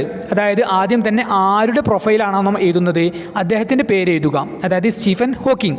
ദെൻ ഇനി താഴെയുള്ള കാര്യങ്ങൾ, ഹിൻസായിട്ട് തന്നിട്ടുള്ള കാര്യങ്ങൾ ഒരു പാരഗ്രാഫ് രൂപത്തിൽ, ഇതേ രൂപത്തിൽ പാരഗ്രാഫ് ആക്കിയിട്ട് എഴുതുക. പ്രൊഫൈൽ ക്വസ്റ്റ്യനിൽ തന്നിട്ടുള്ള ഹിൻസുകൾ കൂട്ടിയോജിപ്പിച്ച് വളരെ അർത്ഥവത്തായിട്ടുള്ള രീതിയിൽ കൂട്ടിയോജിപ്പിച്ച് എഴുതിയാൽ തന്നെ നമുക്ക് ആ ഒരു കംപ്ലീറ്റ് മാർക്ക് ലഭിക്കുന്നതാണ്. എങ്കിലും ആ ഒരു അദ്ദേഹത്തെക്കുറിച്ച് നമുക്ക് അതായത് ആരുടെ പ്രൊഫൈലാണോ നാം എഴുതുന്നത് അദ്ദേഹത്തെക്കുറിച്ച് കൂടുതൽ നമുക്കറിയാമെങ്കിൽ ആ ഒരു കാര്യങ്ങളും വേണമെങ്കിൽ നമുക്ക് ആ ഒരു ആൻസർ ഷീറ്റിൽ പ്രൊഫൈൽ എഴുതുന്ന സമയത്ത് വേണമെങ്കിൽ ഉൾപ്പെടുത്താം. Then next question, comment on the bravery shown by the crew and the band as the Titanic sank. Titanic മുങ്ങുന്ന സമയത്ത്, അതായത് ടൈറ്റാനിക് എന്ന ഒരു കപ്പൽ മുങ്ങുന്ന സമയത്ത് അതിലുള്ള ക്രൂ, ജോലിക്കാരും അതുപോലെ തന്നെ ബാൻഡ് പ്ലേ ചെയ്യുന്നവരും, അതായത് വാദ്യമേളക്കാരും കാട്ടിയിട്ടുള്ള ആ ഒരു ധീരതയെക്കുറിച്ച് കമൻ്റ് ചെയ്യുക, നമ്മുടെ അഭിപ്രായങ്ങൾ വിലയിരുത്തുക. 4ാം യൂണിറ്റിലെ 3ാം ചാപ്റ്ററായിട്ടുള്ള the wreck of the Titanic എന്നൊരു കവിതയിലൂടെ നമുക്ക് മനസ്സിലാകുന്നുണ്ട്, ടൈറ്റാനിക് മുങ്ങുന്ന സമയത്ത്, ആ വലിയ കപ്പൽ മുങ്ങുന്ന സമയത്ത് അതിലുള്ള പുരുഷന്മാരും അതുപോലെ തന്നെ അതിലുള്ള ജോലിക്കാരും അതുപോലെ തന്നെ ബാൻഡ് പ്ലേ ചെയ്യുന്ന വാദ്യമേളക്കാരും അവരൊന്നും അവരുടെ ജീവൻ രക്ഷിക്കാൻ ശ്രമിക്കാതെ, അതുപോലെ തന്നെ അതിലെ ക്യാപ്റ്റനും അവരുടെ ജീവൻ രക്ഷിക്കാൻ ശ്രമിക്കാതെ അതിലുള്ള സ്ത്രീകളെയും കുട്ടികളെയും രക്ഷിക്കാനാണ് അവർ ശ്രമിച്ചത്. അങ്ങനെ സ്ത്രീകളെയും കുട്ടികളെയും രക്ഷിച്ചതിന് ശേഷം അവർക്ക് രക്ഷപ്പെടാനുള്ള ഒരു വഴിയും അവർക്ക് ഈ ഒരു പുരുഷന്മാരായിട്ടുള്ള ആളുകൾക്ക് ഉണ്ടായിരുന്നില്ല. ആ ഒരു സമയത്തും കപ്പൽ മുങ്ങും എന്ന് ഉറപ്പായ സമയത്തും അവർ മരിക്കും എന്ന് ഉറപ്പായ സമയത്തും അതിലുള്ള ബാൻഡ് മേളക്കാർ, അതായത് വാദ്യമേളക്കാർ, ബാൻഡ് പ്ലേ ചെയ്യുന്ന ആളുകൾ അവരുടെ ബാൻഡ് പ്ലേ ചെയ്യുകയും മരണത്തിലേക്ക് ദൈവത്തോട് അടുക്കുകയും ചെയ്യുകയാണ്. ധീരതയോടുകൂടെയാണ് അവർ ആ ഒരു അവസ്ഥയെ നേരിട്ടത്. ആ ഒരു സംഭവം വിവരിച്ചുകൊണ്ട് അതിനെക്കുറിച്ചുള്ള വിലയിരുത്തലാണ് നമ്മോട് ഇവിടെ എഴുതാനായിട്ട് നമ്മോട് പറഞ്ഞിട്ടുള്ളത്. ഓക്കെ, നമുക്ക് ആൻസർ ഇങ്ങനെ എഴുതാം. The captain of the ship, captain Smith, was the commander of the ship. ആ ഒരു ഷിപ്പിലെ ക്യാപ്റ്റനായിട്ടുള്ള ക്യാപ്റ്റൻ സ്മിത്ത്, അദ്ദേഹം ഒരു കമാൻഡർ ആയിരുന്നു. അതായത് അദ്ദേഹം ഒരു ആജ്ഞാപിക്കുന്ന ഒരാളായിരുന്നു, അല്ലെങ്കിൽ ഉത്തരവ് കൊടുക്കുന്ന ഒരാളായിരുന്നു. He was a brave man. അദ്ദേഹം ധീരനായിട്ടുള്ളൊരു മനുഷ്യനായിരുന്നു. He did not try to save his own life even the ship started to sink. ആ ഒരു കപ്പൽ മുങ്ങാൻ തുടങ്ങിയ സമയത്തും മുങ്ങുന്ന സമയത്തും അദ്ദേഹം ഒരിക്കലും അദ്ദേഹത്തിൻ്റെ ജീവൻ രക്ഷിക്കാൻ അദ്ദേഹം ശ്രമിച്ചില്ല. He called on the crew to be British. അദ്ദേഹം ആ ഒരു കപ്പൽ ജോലിക്കാരെ വിളിച്ചുകൊണ്ട് അവരോട് പറയുകയാണ്, ബി ബ്രിട്ടീഷുകാരാവുക എന്ന് അദ്ദേഹം അവരോട് പറയുകയാണ്. He told his crew to remember their country and do their duty. അദ്ദേഹം അവരോട് പറയുകയാണ്, അവരുടെ രാജ്യത്തെ ഓർമ്മിക്കാനും അവരുടെ ഡ്യൂട്ടി ചെയ്യാനും അവരോട് അദ്ദേഹം പറയുകയാണ്. He commanded them to save women and children first. അദ്ദേഹം അവരോട് ആജ്ഞാപിക്കുകയാണ് സ്ത്രീകളെയും കുട്ടികളെയും ആദ്യം തന്നെ രക്ഷിക്കാൻ. Then the life boats were lowered and women and children were send away safely. അങ്ങനെ അതിലുള്ള ലൈഫ് ബോട്ടുകൾ, ജീവൻ രക്ഷിക്കാനുള്ള ആ ഒരു ബോട്ടുകൾ താഴുകയും സ്ത്രീകളെയും കുട്ടികളെയും അതിലൂടെ അവർ രക്ഷിക്കുകയും സേഫായിട്ട് അവരെ രക്ഷിക്കുകയും കരയിലേക്ക് അയക്കുകയും അവർ ചെയ്തു. Then the captain and the crew had no hope of saving themselves. അങ്ങനെ കപ്പലിലെ ജോലിക്കാർക്കും അതുപോലെ ക്യാപ്റ്റനും അവരുടെ ജീവൻ രക്ഷിക്കാനുള്ള ഒരു പ്രതീക്ഷയും അവർക്ക് ഇല്ലായിരുന്നു. They faced death bravely. അവർ മരണത്തെ ധീരമായിട്ട് തന്നെ നേരിട്ടു. The music band continue to play the prayer near to thee my God as they were going down with the ship. ആ ഒരു ഷിപ്പിൻ്റെ കപ്പലിൻ്റെ കൂടെ മുങ്ങുന്ന സമയത്ത് അതിലുള്ള വാദ്യമേളക്കാർ പ്രാർത്ഥിക്കുകയായിരുന്നു, അല്ലെങ്കിൽ അവരുടെ ബാൻഡുകൾ പ്ലേ ചെയ്യായിരുന്നു. എന്തായിരുന്നു അവർ പ്ലേ ചെയ്തിരുന്നത്?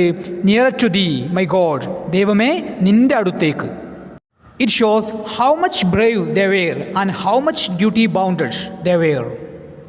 ഈ ഒരു രംഗം കാണിക്കുന്നത്, അതായത് കപ്പൽ മുങ്ങുന്ന സമയത്ത് ബാൻഡ് പ്ലേ ചെയ്യുന്നതും ദൈവത്തോട് പ്രാർത്ഥിക്കുന്നതും, ഈ ഒരു രംഗമെല്ലാം കാണിക്കുന്നത് എത്രത്തോളം അവർ ബ്രേവായിരുന്നു, ധീരന്മാരായിരുന്നു. ആൻഡ് ഡ്യൂട്ടി ബൗണ്ടഡ്, അതുപോലെ തന്നെ ഡ്യൂട്ടി ബൗണ്ടഡ് ആയിരുന്നു എന്നതാണ് ഇതിലൂടെ നമുക്ക് കാണിക്കുന്നത്. It is such A great and Brave scene that the world have ever seen. ഈ ഒരു ലോകം ഇതുവരെ കണ്ടതിൽ വെച്ച് ഏറ്റവും ധീരമായിട്ടുള്ള ഒരു കാഴ്ചയായിരുന്നു അത്. അതായത് കപ്പൽ മുങ്ങുന്ന സമയത്ത് അവർ സ്വയം രക്ഷിക്കാതെ സ്ത്രീകളെയും കുട്ടികളെയും രക്ഷപ്പെടുത്തിയതും, അതുപോലെ തന്നെ കപ്പൽ മുങ്ങുന്ന സമയത്ത് അതിൻ്റെ കൂടെ അവർ മരണം ഉറപ്പായ സമയത്തും ബാൻഡ് പ്ലേ ചെയ്യുന്നതും ദൈവത്തോട് പ്രാർത്ഥിക്കുന്നതും. ഈ ഒരു കാഴ്ച ലോകം ഇതുവരെ കാണാത്ത തരത്തിലുള്ള ഒരു കാഴ്ചയായിരുന്നു. Then next question. An online debate on the topic digital classes are superior to regular education is being organized for your class. Write 4 arguments either favoring or opposing this idea. നിങ്ങളുടെ ക്ലാസ്സിൽ ഡിബേറ്റ് ഓർഗനൈസ് ചെയ്യുകയാണ്. അതിൻ്റെ വിഷയം എന്താണ്? Topic എന്താണ്? Digital classes are superior to regular education. Regular എഡ്യൂക്കേഷനേക്കാൾ, അതായത് സ്കൂളിൽ പോയി നാം വിദ്യാഭ്യാസം നേടുന്നതിനേക്കാൾ ഏറ്റവും മികച്ചതാണ് ഡിജിറ്റൽ ക്ലാസ്സസ്, അതായത് ഓൺലൈൻ ക്ലാസ് എന്നുള്ളതാണ് വിഷയം. അതായത് ഡിജിറ്റൽ ക്ലാസ്സുകളാണ് ഏറ്റവും മികച്ചത്. സ്കൂളിലേക്ക് നാം പോയിട്ട് വിദ്യാഭ്യാസം നേടുന്നതിനേക്കാൾ ഏറ്റവും മികച്ചതാണ് ഡിജിറ്റൽ എഡ്യൂക്കേഷൻ, ഓൺലൈൻ വിദ്യാഭ്യാസം എന്നുള്ളതാണ് ഇവിടെയുള്ള ടോപ്പിക്. ഓക്കെ, ഇതിനെക്കുറിച്ചാണ് നമ്മുടെ ക്ലാസ്സിൽ ഒരു ഡിബേറ്റ് നടക്കുന്നത്. ദെൻ ക്വസ്റ്റ്യൻ ഇതാണ്. Write 4 arguments either favouring or opposing this idea. ഈ ഒരു ടോപ്പിക്കിന് അനുകൂലമായിട്ടോ അതല്ലെങ്കിൽ പ്രതികൂലമായിട്ടോ 4 പോയിന്റുകൾ എഴുതുക. അതായത് ഡിജിറ്റൽ ക്ലാസ്സിന്, അതായത് ഓൺലൈൻ എഡ്യൂക്കേഷന് അനുകൂലമായിട്ട് 4 പോയിന്റുകൾ എഴുതുക. അതല്ലെങ്കിൽ അതിനെ വിമർശിച്ചുകൊണ്ട്, അതിനെ ഒപ്പോസ് ചെയ്തുകൊണ്ട് 4 പോയിന്റുകൾ എഴുതുക. നമുക്കറിയാം, ഡിജിറ്റൽ എഡ്യൂക്കേഷൻ അനുകൂലിച്ചുകൊണ്ട് പറയുകയാണെങ്കിൽ നമുക്ക് പറയാവുന്ന ചില കാര്യങ്ങളാണ്. അതിലുള്ള അനിമേഷൻസ്, അതുപോലുള്ള വീഡിയോസ്, കാര്യങ്ങളൊക്കെ നമുക്ക് കൂടുതൽ വിദ്യാർത്ഥികളെ കൂടുതൽ ആകർഷിപ്പിക്കുന്ന തരത്തിലുള്ളതാണ്. അതുപോലെ തന്നെ ഏതൊരു കാര്യത്തെക്കുറിച്ചും ആ ഒരു വിദ്യാർത്ഥികൾക്ക് അറിയണം എന്നുണ്ടെങ്കിൽ ആ ഒരു വിരൽത്തുമ്പിൽ തന്നെ, അതായത് ആ സ്പോട്ടിൽ തന്നെ ഓൺലൈൻ വിദ്യാഭ്യാസത്തിൻ്റെ, അതായത് ഇൻ്റർനെറ്റിൻ്റെ സഹായത്തോടു കൂടെ അവർക്ക് ലഭിക്കുന്നു.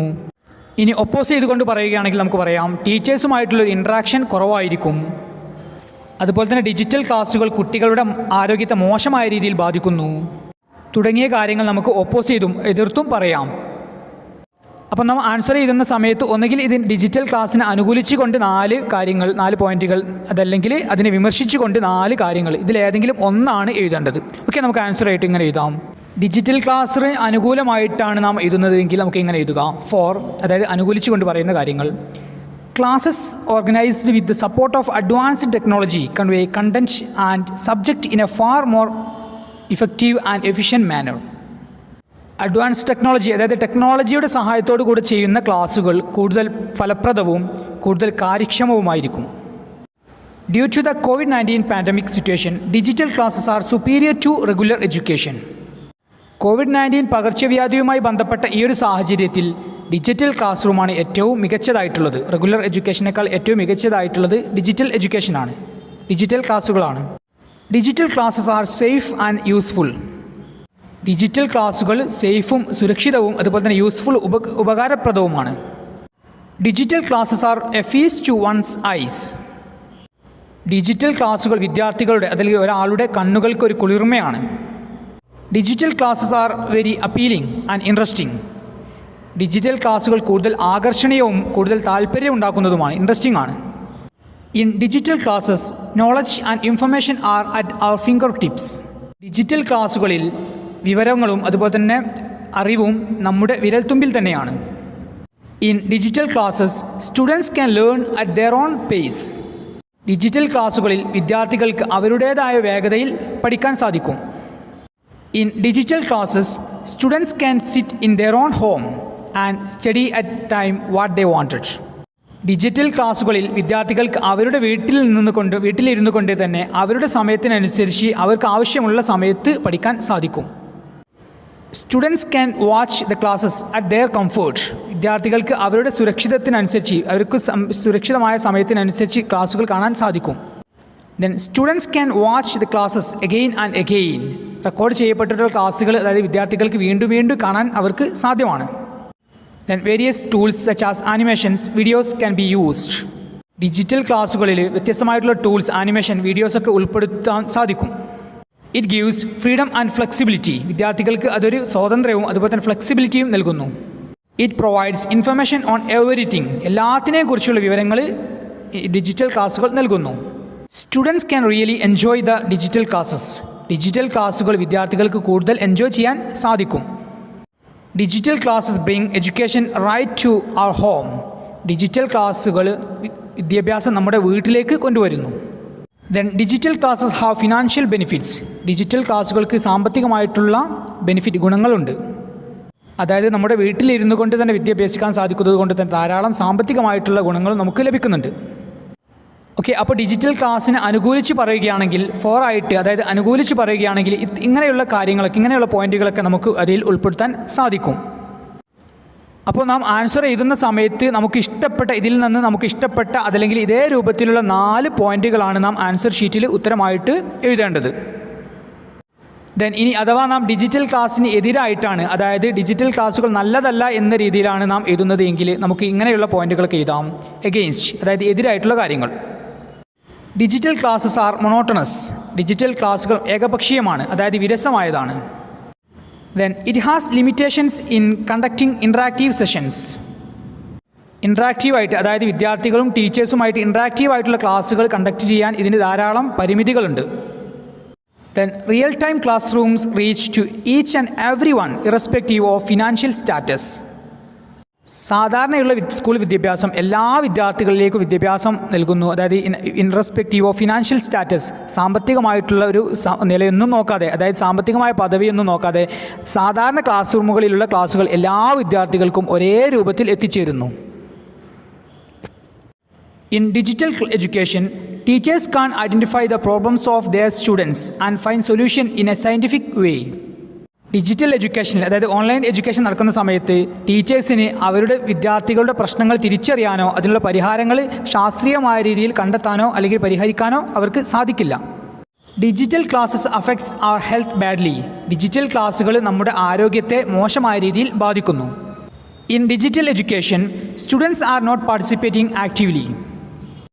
ഡിജിറ്റൽ വിദ്യാഭ്യാസ രീതിയിൽ, അതായത് ഓൺലൈൻ വിദ്യാഭ്യാസ രീതിയിൽ വിദ്യാർത്ഥികൾ ആക്റ്റീവായിട്ടൊന്നും കാര്യങ്ങളിൽ പാർട്ടിസിപ്പേറ്റ് ചെയ്യുന്നില്ല.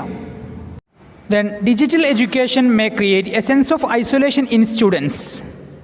ഡിജിറ്റൽ എഡ്യൂക്കേഷൻ വിദ്യാർത്ഥികളിൽ ഒരു സെൻസ് ഓഫ് ഐസൊലേഷൻ, അതായത് ഒറ്റപ്പെടൽ ഫീലിംഗ് അവർക്ക് തോന്നുന്നു. അപ്പോൾ ഡിജിറ്റൽ എഡ്യൂക്കേഷന് ഓപ്പോസിറ്റായിട്ടാണ്, എതിരായിട്ടാണ് നാം എഴുതുന്നത് എങ്കിൽ ഇങ്ങനെയുള്ള പോയിന്റുകളാണ് നാം എഴുതേണ്ടത്. അങ്ങനെ പോയിന്റുകൾ എഴുതുന്ന സമയത്ത് നമുക്ക് ഇഷ്ടമുള്ള 4 പോയിന്റുകൾ അതല്ലെങ്കിൽ ഇതേ രീതിയിലുള്ള 4 പോയിന്റുകളാണ് നാം എതിരായിട്ടാണ് എഴുതുന്നത് എങ്കിൽ എഴുതേണ്ടത്. പ്രത്യേകിച്ച് ശ്രദ്ധിക്കുക, നമ്മോട് അനുകൂലിച്ചോ അതല്ലെങ്കിൽ പ്രതികൂലിച്ചോ 4 പോയിന്റുകൾ എഴുതാൻ പറയുന്ന സമയത്ത് ഒന്നുകിൽ അനുകൂലിച്ച് 4 പോയിന്റുകൾ എഴുതുക, അതല്ലെങ്കിൽ പ്രതികൂലിച്ചിട്ട് 4 പോയിന്റുകൾ എഴുതുക. രണ്ടും രീതിയിലും എഴുതേണ്ട ആവശ്യം ഇല്ല. Then next question. Imagine you are a lady reporter allowed to report the rituals of the women on the island of Kadavu. Draft a live TV report. നിങ്ങളൊരു സ്ത്രീ ആയിട്ടുള്ള റിപ്പോർട്ടറാണ്. Allowed to report the rituals of Namuana on the island of Kadavu ദ്വീപിലുള്ള ആ ഒരു ritual, സ്ത്രീകൾ ആചരിക്കുന്ന ആ റിച്വൽ റിപ്പോർട്ട് ചെയ്യാൻ നിങ്ങൾക്ക് അനുവാദം ലഭിക്കുകയാണ്. Then draft a live TV report. അതിൻ്റെ ലൈവ് TV റിപ്പോർട്ട് തയ്യാറാക്കുക. അതായത് കണ്ടാവു ദ്വീപിലുള്ള ആ സ്ട്രേഞ്ച് റിച്വൽ, അപരിചിതമായിട്ടുള്ള ഒരു ആചാരം, അതായത് ടേർട്ടിൽ കാളിംഗ്, ആമകളെ വിളിക്കുക എന്നുള്ള ഒരു ആചാരം ലൈവായിട്ട് TV റിപ്പോർട്ട് ചെയ്യാനുള്ള അവസരം നിങ്ങൾക്ക് ലഭിക്കുകയാണ്. നിങ്ങൾ ആരാണ്? ലേഡി റിപ്പോർട്ടർ, സ്ത്രീ ആയിട്ടുള്ള ഒരു റിപ്പോർട്ടറാണ്. ദെൻ നിങ്ങൾക്ക് അങ്ങനെ ഒരു അവസരം ലഭിക്കുകയാണ്. അതായത് ലൈവായിട്ട് ആ ഒരു റിച്വൽ, ആമകളെ വിളിക്കുക എന്നുള്ള റിച്വൽ ലൈവായിട്ട് ടെലികാസ്റ്റ് ചെയ്യാൻ അതല്ലെങ്കിൽ റിപ്പോർട്ട് ചെയ്യാൻ നിങ്ങൾക്കൊരു അവസരം ലഭിക്കുകയാണെങ്കിൽ ആ സമയത്ത് നിങ്ങൾ തയ്യാറാക്കുന്ന ലൈവ് TV റിപ്പോർട്ടാണ് ഇവിടെ ചോദിച്ചിട്ടുള്ളത്. ഓക്കെ, അപ്പോൾ നമുക്കറിയാം ലൈവ് TV റിപ്പോർട്ട് നാം തയ്യാറാക്കുന്ന സമയത്ത് അവയിൽ ഉൾപ്പെടുത്തേണ്ട കാര്യങ്ങൾ, അതായത് ലൈവായിട്ടാണ് ഈ ഒരു കാര്യങ്ങൾ പറയുന്നത്. അതായത് ആ സമയത്ത് തന്നെ നടക്കുന്ന കാര്യങ്ങൾ അതുപോലെ തന്നെ നാം പറയണം. അതായത് അതിൽ ഉപയോഗിക്കേണ്ട ടെൻസ്, അതായത് കാലം എന്ന് പറയുന്നത് പ്രസൻറ്റ് ടെൻസ് ആണ്. ഇപ്പോൾ നടക്കുന്ന കാര്യങ്ങൾ അതേപോലെ തന്നെയാണ് ലൈവായിട്ടാണ് നാം പറയുന്നത്. അതുകൊണ്ട് തന്നെ നാം സിമ്പിൾ പ്രസൻറ്റ് അല്ലെങ്കിൽ പ്രസൻറ്റ് കണ്ടിന്യൂസ് ആണ് ടെൻസായിട്ട് ആ ഒരു ലൈവ് TV റിപ്പോർട്ടിൽ നാം ഉൾപ്പെടുത്തേണ്ടത്. ഓക്കെ, നമുക്ക് ഇങ്ങനെ തയ്യാറാക്കാം. Hello friends, I am Sonia from star TV. I am here at the Namuana seashore with cameraman Ajith. ഞാനിപ്പോൾ ഉള്ളത് നമോന സീഷോർ, നമോന കടൽ തീരത്താണ്, വിത്ത് ക്യാമറമാൻ അജിത്. ക്യാമറമാൻ അജിത്തിനോട് കൂടെയാണ് ഞാൻ ഇവിടെ ഉള്ളത്. Here we are going to witness a very strange ritual. ഇവിടെ നാം വളരെ അപരിചിതമായിട്ടുള്ള ആചാരമാണ് കാണാൻ പോകുന്നത്, വിറ്റ്നസ് ആവുന്നത്, സാക്ഷിയാവുന്നത്. The women of Namuana village still preserve a very strange ritual that is turtle calling. നമോനയിലെ സ്ത്രീകൾ ഇപ്പോഴും ഒരു അപരിചിതമായിട്ടുള്ളൊരു ആചാരം കൊണ്ടാടുന്നുണ്ട്. അതാണ് ആമകളെ വിളിക്കൽ, ടേർട്ടിൽ കാളിംഗ് എന്നത്. Now you can see thousands of people including foreigners have gathered here to watch and enjoy the strange ritual turtle calling. ഇപ്പോൾ നിങ്ങൾക്ക് കാണാൻ സാധിക്കും ആയിരക്കണക്കിന് ആളുകൾ, അതായത് ഫോറിനേഴ്സ് ഉൾപ്പെടെ, അതായത് വിദേശികൾ ഉൾപ്പെടെയുള്ള ആളുകൾ ഇവിടെ ഒരുമിച്ച് കൂടിയിട്ടുണ്ട്. എന്തിനു വേണ്ടിയാണ്? To watch and enjoy the strange ritual turtle calling. ആമകളെ വിളിക്കുക എന്നുള്ള ഒരു അപരിചിതമായിട്ടുള്ള ആചാരം വീക്ഷിക്കുന്നതിന് വേണ്ടിയാണ് അവർ ഇവിടെ ഒരുമിച്ച് കൂടിയിട്ടുള്ളത്. The maidens of this village have assembled on the seashore. ഈ ഒരു ഗ്രാമത്തിലുള്ള കന്യകമാരായിട്ടുള്ള സ്ത്രീകളെല്ലാം ആ ഒരു കടൽ തീരത്ത് ഒരുമിച്ച് കൂടിയിട്ടുണ്ട്. They are singing a strange chant. അവർ അപരിചിതമായിട്ടുള്ള ഒരു മന്ത്രം ഉച്ചരിക്കുന്നുണ്ട്, അതല്ലെങ്കിൽ മന്ത്രം പാടുന്നുണ്ട്. Now look carefully down into the waters of the bay. ആ ഒരു കടലിടുക്കിലെ വെള്ളത്തിലേക്ക് വളരെ ശ്രദ്ധിച്ചൊന്ന് നോക്കൂ. Wow, we can see giant turtles rising one by one on the surface listening to the music. ആ ഒരു കടലിലേക്ക് നിങ്ങൾ നോക്കുന്ന സമയത്ത് നിങ്ങൾക്ക് കാണാൻ സാധിക്കും വലിയ കടലാമകൾ ഉയർന്നു വരുന്നുണ്ട്. വൺ ബൈ വൺ, ഓരോന്നോരോന്നായിട്ട് ഉയർന്നു വരുന്നുണ്ട്. എന്തിനു വേണ്ടിയാണ്? To listen to the music. അവർ പാടുന്ന ആ ഒരു പാട്ട്, ആ ഒരു സംഗീതം കേൾക്കുന്നതിന് വേണ്ടി. The entire village is in a festive mood to see the descendants of the princess Tinaicoboga and her daughter Raudalice. ആ ഒരു ഗ്രാമം മുഴുവൻ ആഘോഷത്തിലാണ്. എന്തിനു വേണ്ടി? To see the descendants of the princess Tinaicoboga and her daughter Raudalice. അവരുടെ രാജകുമാരിയായിട്ടുള്ള ടിനൈകോബോഗയുടെയും അതുപോലെ തന്നെ ടിനൈകോബോഗയുടെ മകളായിട്ടുള്ള റൊഡാലിസിൻ്റെയും പിൻഗാമികളെ, തലമുറക്കാരെ കാണുന്നതിന് വേണ്ടി അവരെല്ലാവരും വളരെ ആഘോഷമൂടിലാണ്. This is not a fairy tale. ഇതൊരിക്കലും ഒരു കെട്ടുകഥയല്ല. It actually takes place. ഇത് ഇവിടെ നടക്കുന്ന ഒരു സംഭവമാണ്. There is an interesting legend behind this ritual. ഈ ഒരു ആചാരത്തിന് പിന്നിൽ രസകരമായിട്ടുള്ള ഒരു ലെജൻഡ്, ഒരു കഥയുണ്ട്, ഒരു ഐതിഹ്യമുണ്ട്. Then we will get back after a short break with the details of the legend behind the turtle calling. ആമകളെ വിളിക്കുക എന്നുള്ള ഈ ഒരു അപരിചിതമായിട്ടുള്ള ആചാരത്തിന് പിന്നിലുള്ള കഥയുടെ ഡീറ്റെയിൽസുമായിട്ട് ഒരു ഷോർട്ട് ബ്രേക്കിന് ശേഷം നമ്മൾ തിരിച്ചു വരുന്നതായിരിക്കും. Till then, bye from Sonia with the cameraman Ajit. Okay, ഇതേ രൂപത്തിൽ നമുക്ക് സ്ട്രേഞ്ച് റിച്വലായിട്ടുള്ള ആമകളെ വിളിക്കുക എന്നുള്ള ഒരു അപരിചിതമായിട്ടുള്ള ആചാരത്തിൻ്റെ ലൈവ് TV റിപ്പോർട്ട് തയ്യാറാക്കാം. Then next question number 18. Maggie in the story price of flowers says to mister Gupta. The price of flowers എന്ന ഒരു കഥയിൽ മാഗി ഗുപ്തയോട് പറയുന്നുണ്ട്, I want work that will make me use my head brain work. എൻ്റെ brain ഉപയോഗിച്ചുകൊണ്ടുള്ള, അതായത് എൻ്റെ ബുദ്ധി ഉപയോഗിച്ചുകൊണ്ട് ചെയ്യുന്ന ജോലിയാണ് എനിക്ക് താല്പര്യമുള്ളത്. ദെൻ ചോദ്യം ഇതാണ്, what kind of A job do you want? എങ്ങനെയുള്ള ജോലിയാണ് നിങ്ങൾക്ക് താല്പര്യമുള്ളത്? How will you achieve it? അത് നിങ്ങൾ അത് നേടിയെടുക്കാൻ നിങ്ങൾക്ക് സാധിക്കും. റൈറ്റ് എ ഷോർട്ട് പാരഗ്രാഫ്, അതിനെക്കുറിച്ച് ചെറിയൊരു പാരഗ്രാഫ് തയ്യാറാക്കുക. അതായത് ദ പ്രൈസ് ഓഫ് ഫ്ലവേഴ്സ് എന്ന ആ ഒരു കഥയിൽ മിസ്റ്റർ ഗുപ്തയോട് മാഗി പറയുന്നുണ്ട്, മാഗി ടൈപ്പിസ്റ്റാണ് ആ ഒരു കഥയിൽ നമുക്കറിയാം. അതിൽ പറയുന്നുണ്ട് ടൈപ്പിസ്റ്റ് എന്ന ഒരു ജോലി എനിക്ക് താല്പര്യമില്ല എന്നുള്ളതും, അതുപോലെ തന്നെ തലച്ചോറ് അതല്ലെങ്കിൽ ബ്രെയിൻ ഉപയോഗിച്ചുകൊണ്ട്, അതായത് ബുദ്ധി ഉപയോഗിച്ചുകൊണ്ട് ചെയ്യുന്ന ജോലിയാണ് എനിക്ക് താല്പര്യമുള്ളത് എന്ന് മാഗി പറയുന്നുണ്ട്. ഇനി ചോദ്യം ഇതാണ്, എങ്ങനെയുള്ള ജോലിയാണ് നമുക്ക് താല്പര്യമുള്ളത്? എങ്ങനെയുള്ള ജോലിയാണ് നമുക്ക് ഇഷ്ടമുള്ളത്? അത് എങ്ങനെ നമുക്ക് നേടിയെടുക്കാൻ സാധിക്കും? അതിനെക്കുറിച്ച് ചെറിയ ഒരു പാരഗ്രാഫ് തയ്യാറാക്കുക. ഓക്കെ, നമുക്ക് ആൻസർ ഇങ്ങനെ എഴുതാം. I also want A work that will make me use my head. എനിക്കും അങ്ങനെയുള്ള ജോലി തന്നെയാണ് താല്പര്യമുള്ളത്, അതായത് ബുദ്ധി ഉപയോഗിച്ചുകൊണ്ട് ചെയ്യുന്ന ജോലി തന്നെയാണ് എനിക്കും താല്പര്യമുള്ളത്. I would like to become a teacher as teaching is supposed to be the noblest profession. എനിക്കൊരു ടീച്ചർ ആവാനാണ് താല്പര്യമുള്ളത്. കാരണം എന്താണ്? അത് ഒരു മഹനീയമായിട്ടുള്ള ഒരു പ്രൊഫഷനാണ്, ഒരു ജോലിയാണ്. A teacher always makes impression on the minds of hundreds of students. As students have different abilities, the teacher uses a variety of skills constantly to invent and make the classroom an interesting place so as to encourage learning. Teachers are role models and many of them make a lasting impression on the lives of many students. Teachers mold the minds of the students. Therefore, nation building is ultimately in the hands of the teachers. So, I want to be a teacher and use my brain to develop the brains of my students.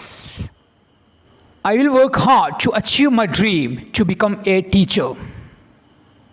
Okay, ഈ ഒരു രൂപത്തിൽ നമുക്ക് answer ചെയ്താം. അതായത് നമുക്ക് ഏത് പ്രൊഫഷനാണ് നമുക്ക് ഇഷ്ടമുള്ളത്, അത് നമുക്ക് എങ്ങനെ അച്ചീവ് ചെയ്യാം, അതല്ലെങ്കിൽ അത് ഇഷ്ടപ്പെടാനുള്ള കാരണം ഒക്കെ വിശദീകരിച്ചുകൊണ്ട് നമുക്കൊരു പാരഗ്രാഫ് തയ്യാറാക്കാം. Then next question, okay, grammar question ആണ്. ക്വസ്റ്റ്യൻ നോക്കുക. The passage given below contains A few errors. Edit the passage. താഴെ തന്നിരിക്കുന്ന ഈ ഒരു പാസേജിൽ ചില തെറ്റുകളുണ്ട്. ആ ഒരു തെറ്റുകൾ മനസ്സിലാക്കിയിട്ട് അത് എഡിറ്റ് ചെയ്യുക. ഓക്കെ, 4 മാർക്കിനാണ് ഈ ഒരു ചോദ്യമുള്ളത്. അതുകൊണ്ട് തന്നെ ഏകദേശം 4ഓളം തെറ്റുകളായിരിക്കും ഈ ഒരു പാസേജിൽ ഉണ്ടായിരിക്കുക. നമുക്ക് നോക്കാം ഏതൊക്കെയാണ് തെറ്റുകൾ എന്നുള്ളത്. In the end our society need to grow. First mistake is here. Society need, അതായത് ഇംഗ്ലീഷിൽ ഒരു നിയമമുണ്ട്. അതായത് സബ്ജക്റ്റ് സിംഗുലർ ആണ് എങ്കിൽ അതിൻ്റെ കൂടെയുള്ള വെർബും സിംഗുലർ ആയിരിക്കണം. അതുപോലെ തന്നെ സബ്ജക്റ്റ് പ്ലൂരലാണ്, ഒന്നിലധികമാണ് എങ്കിൽ അതിൻ്റെ കൂടെയുള്ള വെർബും പ്ലൂരൽ ആയിരിക്കണം. ഉദാഹരണമായിട്ട് പറയുകയാണെങ്കിൽ, അവൻ വായിക്കുന്നു, ഹി റീഡ്സ്. അതായത് ഹി എന്നത് സിംഗുലർ ആണ്, അതുകൊണ്ട് തന്നെ അതിൻ്റെ കൂടെയുള്ള വെർബും സിംഗുലർ ആയിരിക്കണം. വെർബ് സിംഗുലർ ആവുക എന്നതുകൊണ്ട് ഉദ്ദേശിക്കുന്നത് ആ ഒരു വെർബിൻ്റെ കൂടെ എസ് ചേർക്കുക എന്നുള്ളതാണ്. അതായത് വെർബിൻ്റെ കൂടെ എസ് ചേരുമ്പോഴാണ് അത് സിംഗുലർ ആവുന്നത്. അപ്പോൾ അവൻ വായിക്കുന്നു എന്നുള്ളത് ഹി റീഡ്സ് എന്നാണ് പറയുക, അതല്ലാതെ ഹി റീഡ്സ് എന്നല്ല. ഇത് ഗ്രാമർ ആയതുകൊണ്ട് തന്നെ ഒരുപക്ഷെ നിങ്ങൾക്ക് പല വിദ്യാർത്ഥികൾക്കും സംശയമുണ്ടായേക്കാം. കൂടുതലായിട്ട് ഇതിനെക്കുറിച്ച് പറയുന്നില്ല. വളരെ വിശദമായിട്ടുള്ള കാര്യങ്ങൾ നമ്മുടെ ബേസിക് ഇംഗ്ലീഷ് ക്ലാസ്സിലൂടെ വിശദീകരിക്കുന്നതാണ്. അപ്പോൾ ഇവിടെ സൊസൈറ്റി നീഡ് എന്നല്ല പറയുക, സൊസൈറ്റി നീഡ്സ് എന്നാണ് പറയുക. First mistake is here. Then growing up means understanding that there is no perfect answers. Then the second mistake is here. There is no perfect answers. Perfect answers or answers എന്നതുകൊണ്ട് ഉദ്ദേശിക്കുന്നത് ധാരാളം ഉത്തരങ്ങൾ എന്നുള്ളതാണ്. ഒന്നിലധികമുണ്ട് answers എന്നതുകൊണ്ട് ഉദ്ദേശിക്കുന്നത്. എന്നാൽ ഇവിടെ ഉപയോഗിച്ചിട്ടുള്ളത് ദർ ഈസ് എന്നുള്ളതാണ്. ദർ ഈസ് എന്നതിനെ സൂചിപ്പിക്കുന്നത് ഒന്നിനെയാണ് സൂചിപ്പിക്കുന്നത്. അപ്പോൾ there is no perfect answers എന്നല്ല പറയുക, there are no perfect answers എന്നാണ് പറയുക. ഇതിന് ഉദാഹരണമായിട്ട് പറയുകയാണെങ്കിൽ, there are 50 students in the class എന്നാണ് പറയുക, അതല്ലാതെ there is 50 students in the class എന്നല്ല പറയുക. അതായത് ദർ ഈസ് എന്നത് ഒന്നിനെയാണ് സൂചിപ്പിക്കുന്നത്, ദർ ആർ എന്നാൽ ഒന്നിലധികം. ഓക്കെ, അപ്പോൾ നമുക്ക് ഇവിടെ എങ്ങനെയാണ് എഴുതേണ്ടത്? There are no perfect answers. Then we haven't created a perfect society of earth. Okay, third mistake is here. Of earth എന്നല്ല പറയുക, ഓൺ എർത്ത്. ഇവിടെ മിസ്റ്റേക്കായിട്ട് വന്നിട്ടുള്ളത് പ്രപ്പോസിഷനാണ്. അതായത് ഓഫിന് പകരം ഓൺ എന്നാണ് പറയുക. അപ്പോൾ ഓൺ എർത്ത് ഭൂമിയിൽ, അതല്ലാതെ ഓഫ് എർത്ത് എന്ന് പറയാറില്ല. ഓക്കെ, അപ്പോൾ on earth. Then and won has one in cyberspace either. Then the fourth mistake is here. Won has. Won has എന്നല്ല പറയുക, വോൺ ഹാവ് എന്നാണ് പറയുക. അതായത് വില്ലിന് കൂടെ, വില്ല് എന്നതുള്ളത് മോഡൽ ഓക്സിലറിയാണ്, അതിൻ്റെ കൂടെ വെർബിൻ്റെ ഒന്നാമത്തെ രൂപമാണ് വരിക. അപ്പം വിൽ ഹാവ് എന്നാണ് പറയുക. ഓക്കെ, ഇവിടെ വോണ്ട് എന്നത് വിൽ നോട്ട് എന്നതിൻ്റെ ചെറിയ രൂപമാണ്. അപ്പോൾ വിൽ നോട്ട് എന്ന് പറയുമ്പോൾ അതിൻ്റെ കൂടെ ഹാവ് ആണ് വരിക. ഓക്കെ, അപ്പോൾ ഹാസിന് പകരം ഇവിടെ വരുന്നത് ഹാവ് ആയിരിക്കും. അപ്പോൾ won have one in cyberspace either. Okay, ഇങ്ങനെ 4 മിസ്റ്റേക്കുകളാണ് ഇവിടെ വന്നിട്ടുള്ളത്. ഇപ്പോൾ ഗ്രാമറുമായി ബന്ധപ്പെട്ട കാര്യമായതുകൊണ്ട് തന്നെ പല വിദ്യാർത്ഥികൾക്കും ഒരു പക്ഷേ സംശയമുണ്ടായേക്കാം. കൂടുതൽ പറയാനുള്ള സമയവുമില്ല ഈ ഒരു ക്ലാസ്സിലൂടെ. അതുകൊണ്ട് തന്നെ ഇതുമായി ബന്ധപ്പെട്ട കാര്യങ്ങളും അതുപോലെ തന്നെ ബേസിക്കലി നാം ഇംഗ്ലീഷിൽ അറിഞ്ഞിരിക്കേണ്ട കാര്യങ്ങളും പിന്നീടുള്ള നമ്മുടെ ബേസിക് ഇംഗ്ലീഷ് ക്ലാസ്സിലൂടെ വളരെ വിശദമായിട്ട് തന്നെ വിശദീകരിക്കുന്നതായിരിക്കും. ഓക്കെ, ഇനി ഇവിടെ നാം ആൻസർ എഴുതുന്ന സമയത്ത് ആ ഒരു സെൻറ്റൻസ് കംപ്ലീറ്റ് ചെയ്തിട്ട് നമ്മുടെ സമയം കളയാതെ എവിടെയാണോ മിസ്റ്റേക്ക് വന്നിട്ടുള്ളത് ആ ഒരു മിസ്റ്റേക്കുകൾ റെഡിയാക്കിയിട്ട് മാത്രം എഴുതിയാലും മതി. അതായത് ഇങ്ങനെ എഴുതാം: society needs, there are, on earth, won have. Okay, ഇങ്ങനെ എഴുതിയാലും കംപ്ലീറ്റ് 4 മാർക്ക് തന്നെ ലഭിക്കും. ഇനി അതല്ല, നിങ്ങൾ ഈ ഒരു സെൻറ്റൻസ് കംപ്ലീറ്റ് ആയിട്ട്, ഈ ഒരു പാരഗ്രാഫ് കംപ്ലീറ്റ് ആയിട്ട് എഴുതുന്നുണ്ട് എങ്കിൽ നിർബന്ധമായിട്ടും എവിടെയാണോ മിസ്റ്റേക്ക് വന്നിട്ടുള്ളത്, എവിടെയാണോ നാം മാറ്റം വരുത്തിയിട്ടുള്ളത് അത് നിർബന്ധമായിട്ടും നാം underline ചെയ്തിട്ടുണ്ടായിരിക്കണം.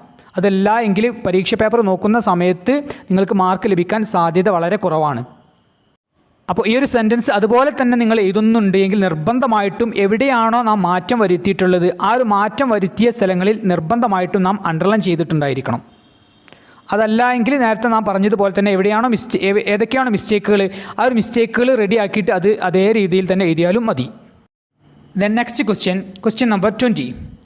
Then he completely forgot that he had not always been able to fly and commenced to dive and soar shrieking shrilly. അവന് പറക്കാൻ സാധിക്കില്ല എന്നതൊക്കെ അവൻ കംപ്ലീറ്റ് ആയിട്ട് പരിപൂർണമായിട്ട് മറന്നിട്ടുണ്ടായിരുന്നു. അവൻ പറന്നുയരാനും ഡൈവ് ചെയ്യാനും പറക്കാനുമെല്ലാം തുടങ്ങി.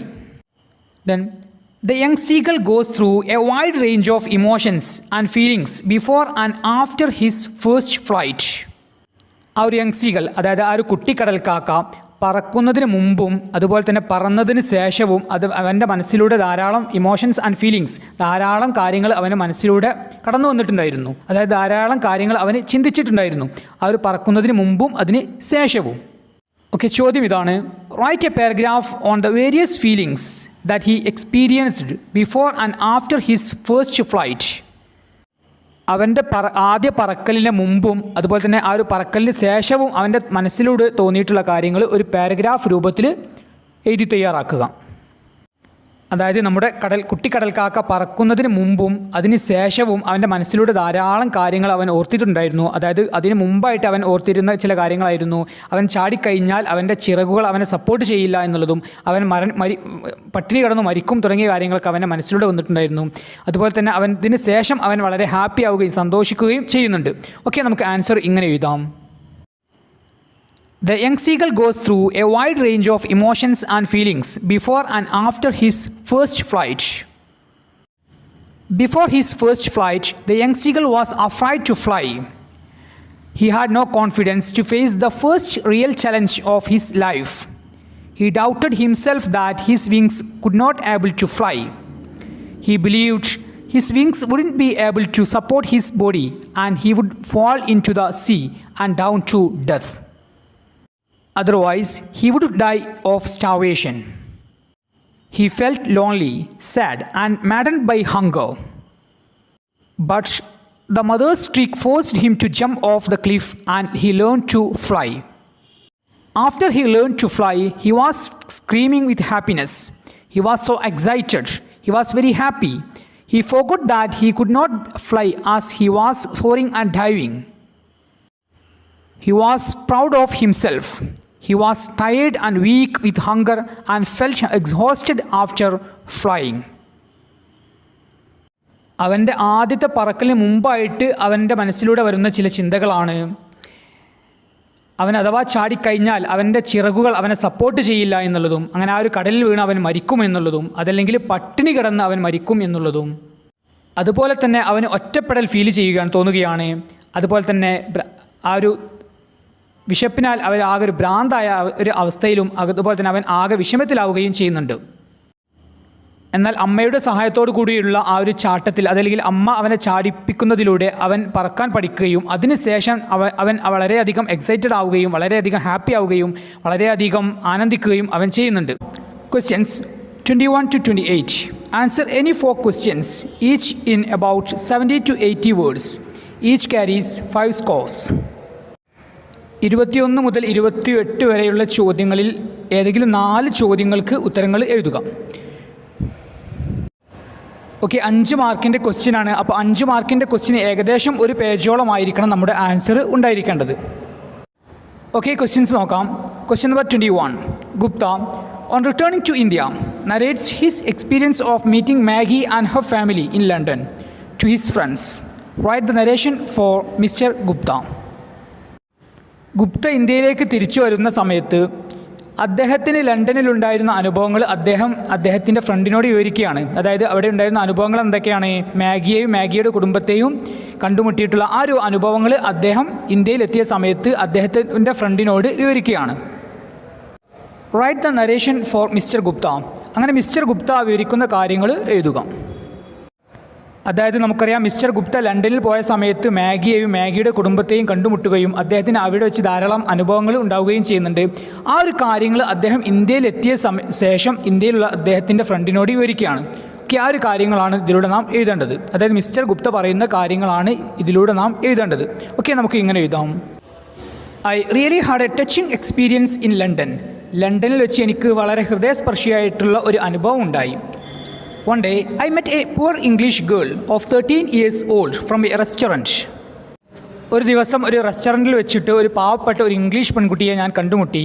Her name was Alice Margaret Clifford, lovingly called Maggie.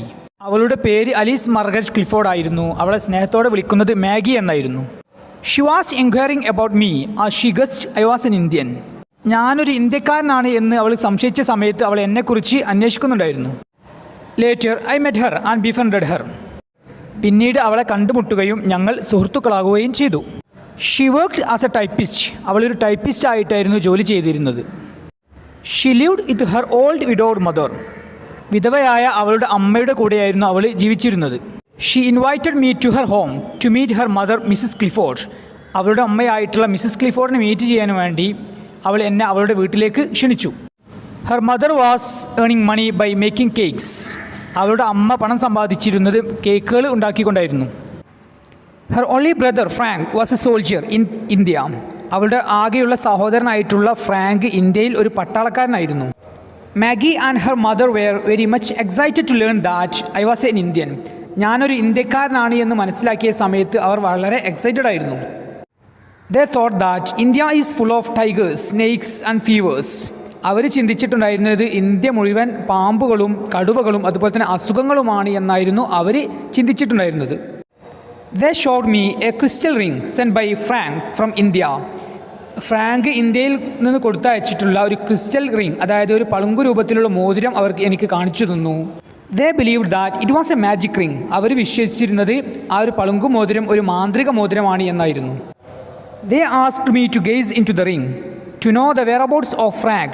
അങ്ങനെ ഫ്രാങ്കിനെ കുറിച്ചുള്ള വിവരങ്ങൾ അറിയുന്നതിന് വേണ്ടി ആ ഒരു റിങ്ങിൽ നോക്കുന്നതിന് വേണ്ടി അവർ എന്നോട് പറഞ്ഞു.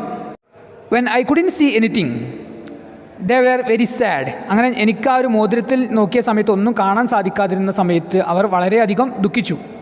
Later, one day, the mother became seriously ill because of her anxiety of her son. Maggie requested me to gaze at the ring and console her mother by saying that Frank was alive. അങ്ങനെ കുറച്ചു കാലങ്ങൾക്ക് ശേഷം മകനെക്കുറിച്ചുള്ള ഉത്കണ്ഠയാൽ ആ ഒരു അമ്മക്ക് serious ആയിട്ടുള്ള അസുഖം പിടിപ്പെടുകയും ആ ഒരു സമയത്ത് മാഗി എന്നോട് റിക്വസ്റ്റ് ചെയ്യുകയാണ് ആ ഒരു റിങ്ങിൽ നോക്കിയിട്ട് ഫ്രാങ്ക് ജീവിച്ചിരിപ്പുണ്ട് എന്ന് പറഞ്ഞിട്ട് അമ്മയെ ആശ്വസിപ്പിക്കാനും വേണ്ടി മാഗി എന്നോട് റിക്വസ്റ്റ് ചെയ്തു. I did accordingly. This helped her to recover. അങ്ങനെ ഞാൻ മാഗി പറഞ്ഞ ആ ഒരു കാര്യം ചെയ്ത സമയത്ത് അമ്മയുടെ അസുഖം ഭേദമായി. After A few days I received A post card from Maggi informing Har brothers death. അങ്ങനെ കുറച്ച് ദിവസങ്ങൾക്ക് ശേഷം അവളുടെ സഹോദരനായിട്ടുള്ള ഫ്രാങ്കിൻ്റെ മരണത്തെ അറിയിച്ചുകൊണ്ട് മാഗി എനിക്കൊരു പോസ്റ്റ് കാർഡ് അയച്ചു. Actually he was died before I visit her house. Actually ഞാൻ അവളുടെ മാഗിയുടെ വീട് സന്ദർശിക്കുന്നതിന് മുമ്പേ തന്നെ അവളുടെ സഹോദരൻ മരണപ്പെട്ടു പോയിട്ടുണ്ടായിരുന്നു. So I felt ashamed to face them and wrote about my departure. ഈ ഒരു കാരണം കൊണ്ട് തന്നെ എനിക്ക് അവരെ മാഗിയെയും മാഗിയുടെ അമ്മയെയും ഫേസ് ചെയ്യാൻ മടി തോന്നിയത് കൊണ്ട് തന്നെ എൻ്റെ ഇന്ത്യയിലേക്കുള്ള പുറപ്പെടലിനെ അറിയിച്ചുകൊണ്ട് ഞാൻ അവർക്കൊരു കത്ത് എഴുതി. On the day of my departure Maggie came to see me. ഞാൻ പുറപ്പെടുന്ന സമയത്ത് മാഗി എന്നെ കാണാൻ വന്നു. She gave me a shilling to buy flowers to place them on her brother's grave when I reached India. അങ്ങനെ മാഗി എന്നെ സന്ദർശിച്ച സമയത്ത് അവൾ എനിക്കൊരു ഷില്ലിംഗ് നൽകുകയാണ്. എന്തിനു വേണ്ടിയായിരുന്നു ഷില്ലിംഗ്? പൂക്കൾ വാങ്ങുന്നതിന് വേണ്ടിയായിരുന്നു. ആ ഒരു പൂക്കൾ അവളുടെ സഹോദരൻ്റെ ശവകുടീരത്തിൽ വെക്കുന്നതിന് വേണ്ടിയായിരുന്നു. അതായത് ഞാൻ ഇന്ത്യയിൽ എത്തുന്ന സമയത്ത് അവളുടെ സഹോദരൻ്റെ ശവകുടീരത്തിൽ പൂക്കൾ വെക്കുന്നതിന് വേണ്ടിയും ആ പൂക്കൾ വാങ്ങുന്നതിന് വേണ്ടി മാഗി എനിക്കൊരു ഷില്ലിംഗ് നൽകി. That time tears overwhelmed my eyes. ആ ഒരു സമയത്ത് എൻ്റെ കണ്ണ് നിറഞ്ഞു. A shilling was a lot of money for a poor girl like her. അവളെ പോലെയുള്ള ഒരു പാവപ്പെട്ട കുട്ടിയെ സംബന്ധിച്ചിടത്തോളം ഒരു ഷില്ലിംഗ് എന്നത് വലിയൊരു എമൗണ്ട് ആയിരുന്നു. But I received the shilling to make her happy. എന്നാൽ അവളെ സന്തോഷിപ്പിക്കുന്നതിന് വേണ്ടി ഞാൻ ആ ഒരു ഷില്ലിംഗ്, മാഗി നൽകിയ ആ ഒരു ഷില്ലിംഗ് വാങ്ങുകയും ചെയ്തു. Then next question number 22. Deed speak louder than words. പ്രവർത്തികളാണ് വാക്കുകളെക്കാൾ ഉറക്കെ സംസാരിക്കുന്നത്. അതായത് നമ്മുടെ വാക്കുകളെക്കാളൊക്കെ പ്രാധാന്യമുള്ളത് നമ്മുടെ പ്രവർത്തികൾക്കാണ്. Good deeds will be remembered forever. നാം ചെയ്തിട്ടുള്ള നല്ല കാര്യങ്ങൾ എക്കാലവും ഓർമ്മിക്കപ്പെടും. Justify this statement. ഈ ഒരു സ്റ്റേറ്റ്മെൻറ്റിനെ വിശദീകരിക്കുക. നമുക്കറിയാം ഡെത്ത് ദ ലെവലർ എന്ന ഒരു കവിതയുമായി ബന്ധപ്പെട്ട ഒരു ചോദ്യമാണിത്. അതായത് നമ്മുടെ ജീവിതത്തിൽ നാം ചെയ്തിട്ടുള്ള നല്ല കാര്യങ്ങളാണ് ഏറ്റവും പ്രധാനപ്പെട്ട കാര്യം. അതായത് നാം സംസാരിക്കുന്ന കാര്യങ്ങളെക്കാളൊക്കെ ഏറെ പ്രാധാന്യമുള്ളത് നാം നമ്മുടെ ജീവിതത്തിൽ ചെയ്യുന്ന നല്ല പ്രവർത്തികൾക്കാണ്. ഓക്കെ, ഇതിനെ വിശദീകരിച്ചുകൊണ്ട് ഒരു പാരഗ്രാഫ് തയ്യാറാക്കുക. ഓക്കെ പ്രിയപ്പെട്ട വിദ്യാർത്ഥികളെ, ഇതിന് ആൻസറായിട്ട് നമുക്ക് ഇങ്ങനെ എഴുതാം. അതായത് നമ്മുടെ ജീവിതത്തിൽ നാം ചെയ്യുന്ന പ്രവർത്തികൾക്കാണ് ഏറ്റവും പ്രാധാന്യമുള്ളത് നാം സംസാരിക്കുന്ന കാര്യങ്ങളെക്കാളൊക്കെ അധികം. അതായത് ധാരാളം ആളുകളെ നമുക്ക് കാണാൻ സാധിക്കും, അവർ വല്ലാതെ സംസാരിക്കുന്നുണ്ടാവും, എന്നാൽ അവരുടെ പ്രവർത്തികൾ ഒരുപക്ഷെ മോശമായേക്കാം. എന്നാൽ നാം നമ്മുടെ ജീവിതത്തിൽ ചെയ്യുന്ന പ്രവർത്തികൾക്കാണ് ഏറ്റവും പ്രാധാന്യമുള്ളത് എന്നത് പറഞ്ഞുകൊണ്ട് നമുക്ക് ആ ഒരു ആൻസർ നമുക്ക് ഇങ്ങനെ എഴുതാം.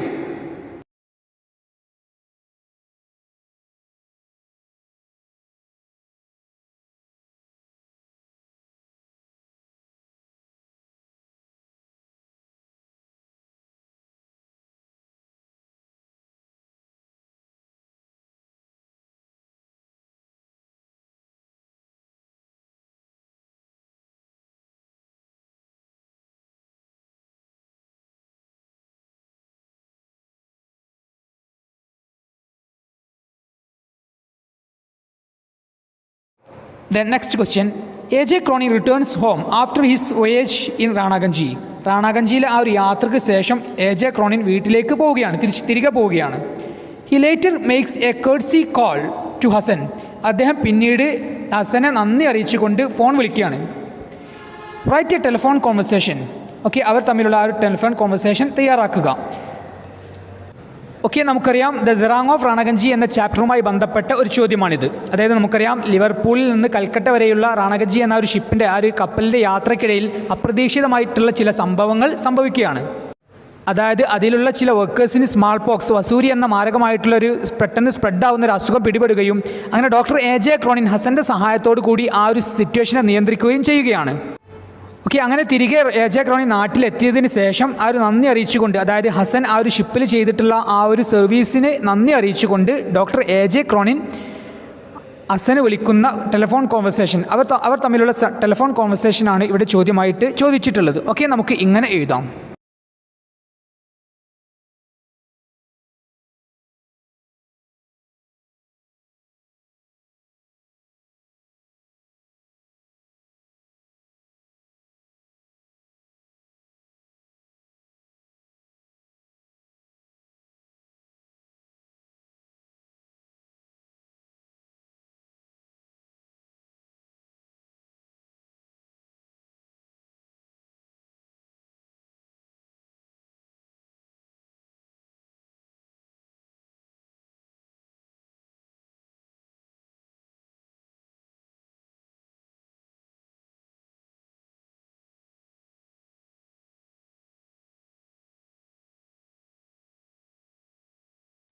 Then next question. As we stood together, അങ്ങനെ നാം ഒരുമിച്ച് നിൽക്കുന്ന സമയത്ത്, I saw that the serang's cheeks were wet with tears, സെറാങ്ങിൻ്റെ ചീക്സ് കവിളുകളൊക്കെ നനഞ്ഞിട്ടുണ്ടായിരുന്നു, അതായത് കണ്ണീര് കൊണ്ട് അദ്ദേഹത്തിൻ്റെ കവിളുകൾ നനഞ്ഞിട്ടുണ്ടായിരുന്നു. ഓക്കെ, ചോദ്യം ഇതാണ്, what trait of Hasan is highlighted in this line? മുകളിലുള്ള ഈ ഒരു വരിയിൽ ഹസൻ്റെ എന്ത് ഗുണത്തെയാണ് ഉയർത്തി കാണിക്കുന്നത്? നമുക്കറിയാം ഹസൻ്റെ സഹജീവികളോടുള്ള സ്നേഹത്തെയാണ് ഈ ഒരു ലൈനിലൂടെ നമുക്ക് മനസ്സിലാകുന്നത്. ഓക്കെ, ചോദ്യം ഇതാണ്, attempt a character sketch of Hasan, ഹസൻ്റെ ക്യാരക്ടർ സ്കെച്ച് തയ്യാറാക്കുക. Okay, the serang of Ranaganji എന്ന ചാപ്റ്ററുമായി ബന്ധപ്പെട്ട ഒരു ചോദ്യമാണ്. നമുക്കറിയാം ഹസനെ കുറിച്ച് പറയുകയാണെങ്കിൽ ഈ ഒരു കഥയിലെ ദ സെറാങ് ഓഫ് റാണഗഞ്ചി എന്ന കഥയിലെ ഏറ്റവും പ്രധാനപ്പെട്ട ഒരു കഥാപാത്രമാണ് ഹസൻ. ദെൻ അദ്ദേഹമാണ് അല്ലെങ്കിൽ അദ്ദേഹത്തിൻ്റെ സഹായത്തോടു കൂടെയാണ് ഡോക്ടർ AJ ക്രോണിൻ ആ ഒരു കപ്പലിൽ ഉണ്ടായിരുന്ന ആ ഒരു വിഷമകരമായിട്ടുള്ള ആ ഒരു സിറ്റുവേഷനെ നിയന്ത്രിക്കുന്നതും സ്മാൾ പോക്സ് എന്ന ആ ഒരു അസുഖത്തെ കൺട്രോൾ ചെയ്യുന്നതും ഹസൻ്റെ സഹായത്തോടു കൂടിയായിരുന്നു.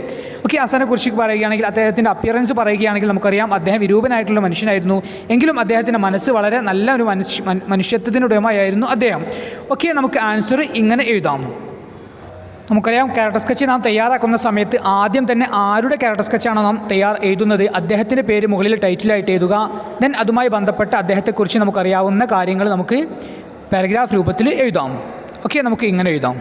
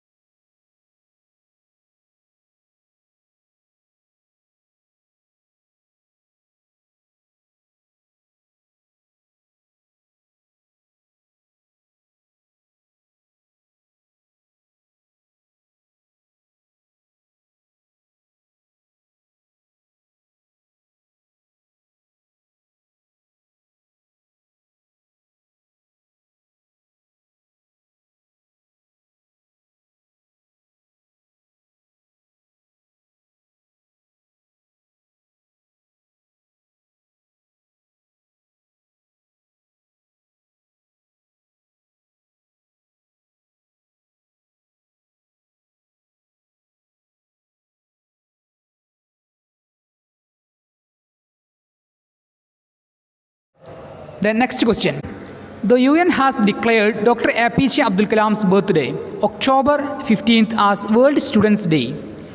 Prepare a write-up to be published in the UNESCO Journal on the topic Dr. Kalam's call to the youth to become a unique you. Doctor APJ Abdul കലാമിൻ്റെ ബർത്ത്ഡേ ആയിട്ടുള്ള ഒക്ടോബർ 15th ലോക വിദ്യാർത്ഥി ദിനമായി ആചരിക്കാൻ UN തീരുമാനിച്ചിട്ടുണ്ട്. ഓക്കെ, ഡിക്ലെയർ ചെയ്തിട്ടുണ്ട്. അതുമായി ബന്ധപ്പെട്ട് പ്രിപ്പയർ എ റൈറ്റപ്പ്, ഒരു റൈറ്റപ്പ് തയ്യാറാക്കാനാണ് to be published in the UNESCO journal, യുനെസ്കോയുടെ ഒരു പബ്ലിക്കേഷനിൽ പബ്ലിഷ് ചെയ്യാനുള്ളതാണ് ആ ഒരു റൈറ്റപ്പ്. ഓൺ ദ ടോപ്പിക്, ആ ഒരു വിഷയം എന്താണ് ആ ഒരു റൈറ്റപ്പിൻ്റെ? Doctor Kalam's call to the youth to become unique you. Doctor APJ Abdul കലാമിൻ്റെ യുവാക്കളോടുള്ള ആഹ്വാനത്തെക്കുറിച്ച് അദ്ദേഹം എന്തായിരുന്നു യുവാക്കളോട് ആഹ്വാനം ചെയ്തിരുന്നത്? To become unique you, unique ആകുവാൻ, അതായത് അതുല്യരാകുവാൻ അദ്ദേഹം യുവാക്കളോട് പറഞ്ഞിട്ടുണ്ടായിരുന്നു. ഓക്കെ, അപ്പോൾ ഡോക്ടർ APJ അബ്ദുൽ കലാമിൻ്റെ ഈ ഒരു ആഹ്വാനത്തെക്കുറിച്ചാണ് ഇവിടെ റൈറ്റപ്പ് തയ്യാറാക്കേണ്ടത്. ഓക്കെ, ഇതുമായി ബന്ധപ്പെട്ട് ഒരു റൈറ്റപ്പ് നമുക്ക് ഇങ്ങനെ തയ്യാറാക്കാം. നമുക്കറിയാം ഐ വിൽ ഫ്ലൈ എന്നുള്ള ആ ഒരു ചാപ്റ്ററിലൂടെ ആ ഒരു സ്പീച്ചിൻ്റെ അവസാനത്തിൽ ഡോക്ടർ APJ അബ്ദുൽ കലാം നമ്മോട് എല്ലാവരോടുമായിട്ട് പറയുന്നുണ്ട് നമ്മുടെ ജീവിതത്തിൽ യുണീക്ക് ആകുന്നതിനെക്കുറിച്ച്, അതായത് അതുല്യരാകുന്നതിനെക്കുറിച്ച്, മറ്റുള്ളവരെ ഫോളോ ചെയ്യാതെ നമ്മുടേതായിട്ടുള്ള വഴിയിലൂടെ യുണീക്ക് ആകുന്നതിനെക്കുറിച്ച് ഡോക്ടർ APJ അബ്ദുൽ കലാം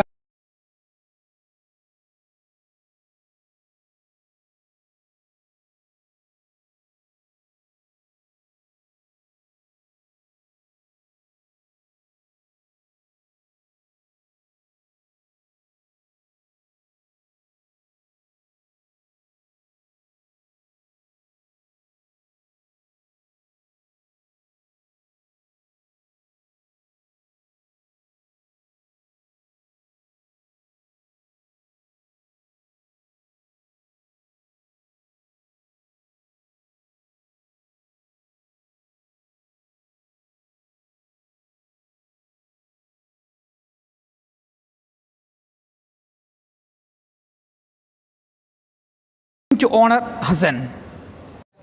റാണഗഞ്ചി എന്ന ഒരു ഷിപ്പിൻ്റെ ആ ഒരു കപ്പലിൻ്റെ യാത്രയുടെ അവസാനത്തിൽ അതിലെ ക്യാപ്റ്റൻ ഒരു മീറ്റിംഗ് സംഘടിപ്പിക്കുകയാണ്. എന്തിനു വേണ്ടിയായിരുന്നു ഒരു മീറ്റിംഗ്? ടു ഓണർ ഹസൻ, ഹസനെ അഭിനന്ദിക്കുന്നതിന് വേണ്ടി. നമുക്കറിയാം ഹസൻ ചെയ്തിട്ടുള്ള കാര്യങ്ങളൊക്കെ നമുക്കറിയാം. അപ്പോൾ അതിൻ്റെ പേരിൽ ഹസനെ അഭിനന്ദിക്കുന്നതിന് വേണ്ടി അതിലെ ക്യാപ്റ്റൻ ഒരു മീറ്റിംഗ് സംഘടിപ്പിക്കുകയാണ്. റാണാഗഞ്ചി എന്ന ഷിപ്പിലെ ക്യാപ്റ്റൻ ഒരു മീറ്റിംഗ് സംഘടിപ്പിക്കുകയാണ്.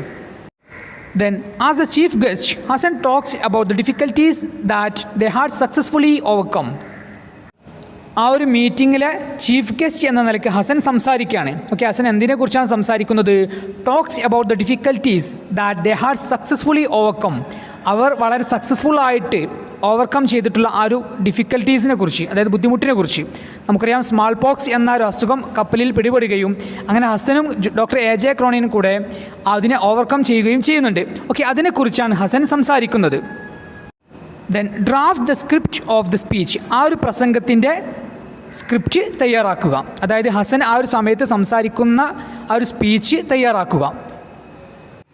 ഓക്കെ, നമുക്കറിയാം ദ സെറാങ് ഓഫ് റാണാഗഞ്ചി എന്ന ചാപ്റ്ററുമായി ബന്ധപ്പെട്ട ഒരു ചോദ്യമാണിത്. റാണാഗഞ്ചി എന്നൊരു ഷിപ്പിൻ്റെ യാത്രയിൽ, അതായത് ലിവർപൂൾ മുതൽ കൽക്കട്ട വരെയുള്ള അവരുടെ യാത്രയിൽ അവർ നേരിട്ടിട്ടുള്ള പ്രശ്നങ്ങൾ നമുക്കറിയാം. അതായത് സ്മാൾ പോക്സ് എന്ന ഒരു അസുഖം പിടിപെടുകയും അങ്ങനെ ഹസൻ്റെ സഹായത്തോടു കൂടെ അതിലെ ഡോക്ടറായിരുന്ന ഡോക്ടർ AJ ക്രോണിൻ ആ ഒരു സിറ്റുവേഷനെ ഓവർകം ചെയ്യുകയും ചെയ്തു. ഓക്കെ, ഇതിൻ്റെ പേരിൽ ഹസനെ അവർ അഭിനന്ദിക്കുന്നതിന് വേണ്ടി ഒരു മീറ്റിംഗ് സംഘടിപ്പിക്കുകയാണ്. ആ ഒരു മീറ്റിങ്ങിൽ ഹസന് സംസാരിക്കുന്ന കാര്യങ്ങളാണ് ഇവിടെ നാം എഴുതേണ്ടത്. ഓക്കെ, ഹസൻ്റെ സ്പീച്ച് നമുക്ക് ഇങ്ങനെ എഴുതാം. ഹസൻ്റെ സ്പീച്ച് തയ്യാറാക്കുന്ന സമയത്ത് നമുക്കതിൽ ഉൾപ്പെടുത്താൻ പറ്റാവുന്ന ചില കാര്യങ്ങളാണ്. നമുക്ക് ഹസനെ സംബന്ധിച്ചിടത്തോളം ഇങ്ങനെയുള്ള മീറ്റിങ്ങുകൾ അതല്ലെങ്കിൽ ഇങ്ങനെയുള്ള അഭിനന്ദനങ്ങളൊന്നും അദ്ദേഹം ആഗ്രഹിക്കാത്ത ഒരാളാണ്. ഓക്കെ, അദ്ദേഹം പണമോ അതല്ലെങ്കിൽ പ്രശസ്തിയോ ഒന്നും ആഗ്രഹിക്കാത്ത ഒരാളാണ്. ആ ഒരു കാര്യങ്ങളൊക്കെ ആ ഒരു സ്പീച്ചിലൂടെ നമുക്ക് എഴുതാം. ഓക്കെ, ഈ ഒരു രൂപത്തിൽ നമുക്ക് ഹസൻ്റെ സ്പീച്ച് തയ്യാറാക്കാം.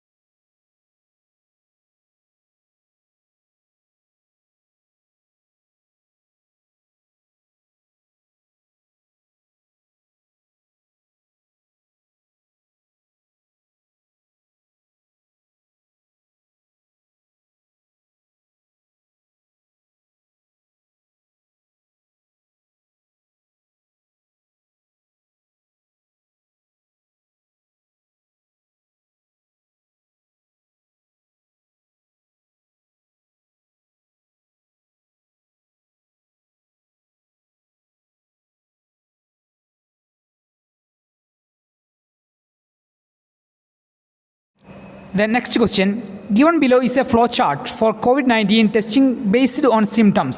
Prepare a report. സിംറ്റംസിൻ്റെ അടിസ്ഥാനത്തിൽ, അതായത് ലക്ഷണങ്ങളുടെ അടിസ്ഥാനത്തിൽ COVID-19 ടെസ്റ്റിങ്ങുമായി ബന്ധപ്പെട്ട ഒരു ചാർട്ടാണ് ഇവിടെ തന്നിട്ടുള്ളത്. ഓക്കെ, ക്വസ്റ്റ്യൻ ഇതാണ്, പ്രിപ്പയർ എ റിപ്പോർട്ട്. ഇതിൻ്റെ റിപ്പോർട്ട് തയ്യാറാക്കുക. അതായത് താഴെ തന്നിരിക്കുന്ന ചാർട്ടിൻ്റെ അടിസ്ഥാനത്തിൽ ഒരു റിപ്പോർട്ട് തയ്യാറാക്കുക. ഓക്കെ, ഇങ്ങനെയുള്ള ചോദ്യങ്ങൾ നാം കാണുന്ന സമയത്ത് നമുക്കറിയാം ജനറൽ ആയിട്ടുള്ളൊരു ക്വസ്റ്റ്യൻ ആണ്. ക്വസ്റ്റ്യൻ നന്നായിട്ട് വായിക്കുക, അതുമായി ബന്ധപ്പെട്ട ഒരു ചാർട്ട് നന്നായിട്ട് വായിച്ച് മനസ്സിലാക്കുകയും അതിൻ്റെ റിപ്പോർട്ട് നാം എഴുതി തയ്യാറാക്കുകയും ചെയ്യുക. ഓക്കെ, ഈ ഒരു ചാർട്ട് നമുക്ക് പരിശോധിക്കാം. Any type of fever, throat pain, body pain. ഏതെങ്കിലും തരത്തിലുള്ള ഫീവർ, പനി, ത്രോട്ട് പെയിൻ, തൊണ്ടവേദന, ദെൻ ബോഡി പെയിൻ, ശരീരവേദന ഉണ്ടെങ്കിൽ സ്റ്റേ അറ്റ് ഹോം, വീട്ടിൽ സ്റ്റേ ചെയ്യുക, അതായത് പുറത്തേക്ക് പോകരുത്. Then test for COVID-19, COVID-19 വേണ്ടി ടെസ്റ്റ് ചെയ്യുക.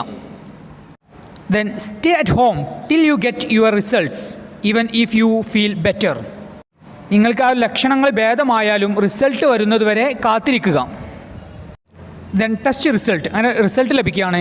ദെൻ ആ റിസൾട്ട് പോസിറ്റീവ് ആവുകയാണെങ്കിൽ കൺഫേംഡ് COVID-19 ഐസൊലേഷൻ, അതായത് COVID-19 കൺഫേം ആയിട്ടുണ്ട്. ദെൻ ഐസൊലേഷനിലായിരിക്കണം. Then close contacts in quarantine, അവരുമായി ബന്ധപ്പെട്ട, അത് ഈ രോഗിയുമായി ബന്ധപ്പെട്ട അവരും ക്വാറൻറ്റൈനിൽ ആയിരിക്കണം. ദെൻ ടെസ്റ്റ് റിസൾട്ട് നെഗറ്റീവ്, ആ റിസൾട്ട് നെഗറ്റീവ് ആവുകയാണെങ്കിൽ stay home, take rest until symptoms are gone, ലക്ഷണങ്ങൾ ഭേദമാകുന്നതുവരെ വീട്ടിൽ തന്നെ കഴിയുക. ദെൻ ക്ലോസ് കോൺടാക്ട്സ്, ഇവരുമായി ബന്ധപ്പെട്ട ക്ലോസ് കോൺടാക്ട്സുള്ള ആളുകൾ നീഡ് നോ ക്വാറൻറ്റൈൻ, എന്തിനാവശ്യമില്ല, ക്വാറൻറ്റൈൻ്റെ ആവശ്യം ഇല്ല. ഓക്കെ, അപ്പോൾ ഈ ഒരു ചാർട്ടിൽ തന്നിട്ടുള്ളത് COVID-19 ടെസ്റ്റുമായി ബന്ധപ്പെട്ട കാര്യങ്ങളും അങ്ങനെ ടെസ്റ്റിന് ശേഷം നാം ചെയ്യേണ്ട കാര്യങ്ങളുമാണ് ഈ ഒരു ചാർട്ടിൽ തന്നിട്ടുള്ളത്. ഓക്കെ, ഇതിൻ്റെ അടിസ്ഥാനത്തിൽ ഇതിൻ്റെ ഒരു റിപ്പോർട്ട് തയ്യാറാക്കുവാനാണ് ചോദ്യം. ഓക്കെ, ഇതിൻ്റെ റിപ്പോർട്ട് നമുക്ക് ഇങ്ങനെ എഴുതാം. ഓക്കെ, റിപ്പോർട്ട് എഴുതുന്ന സമയത്ത് അതിൻ്റെ ടൈറ്റിൽ എഴുതാൻ ശ്രമിക്കുക.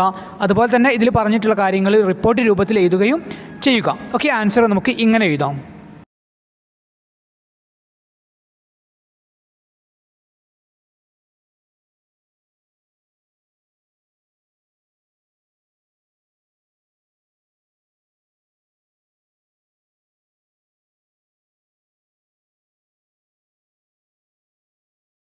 The next question, questions 29 to 32.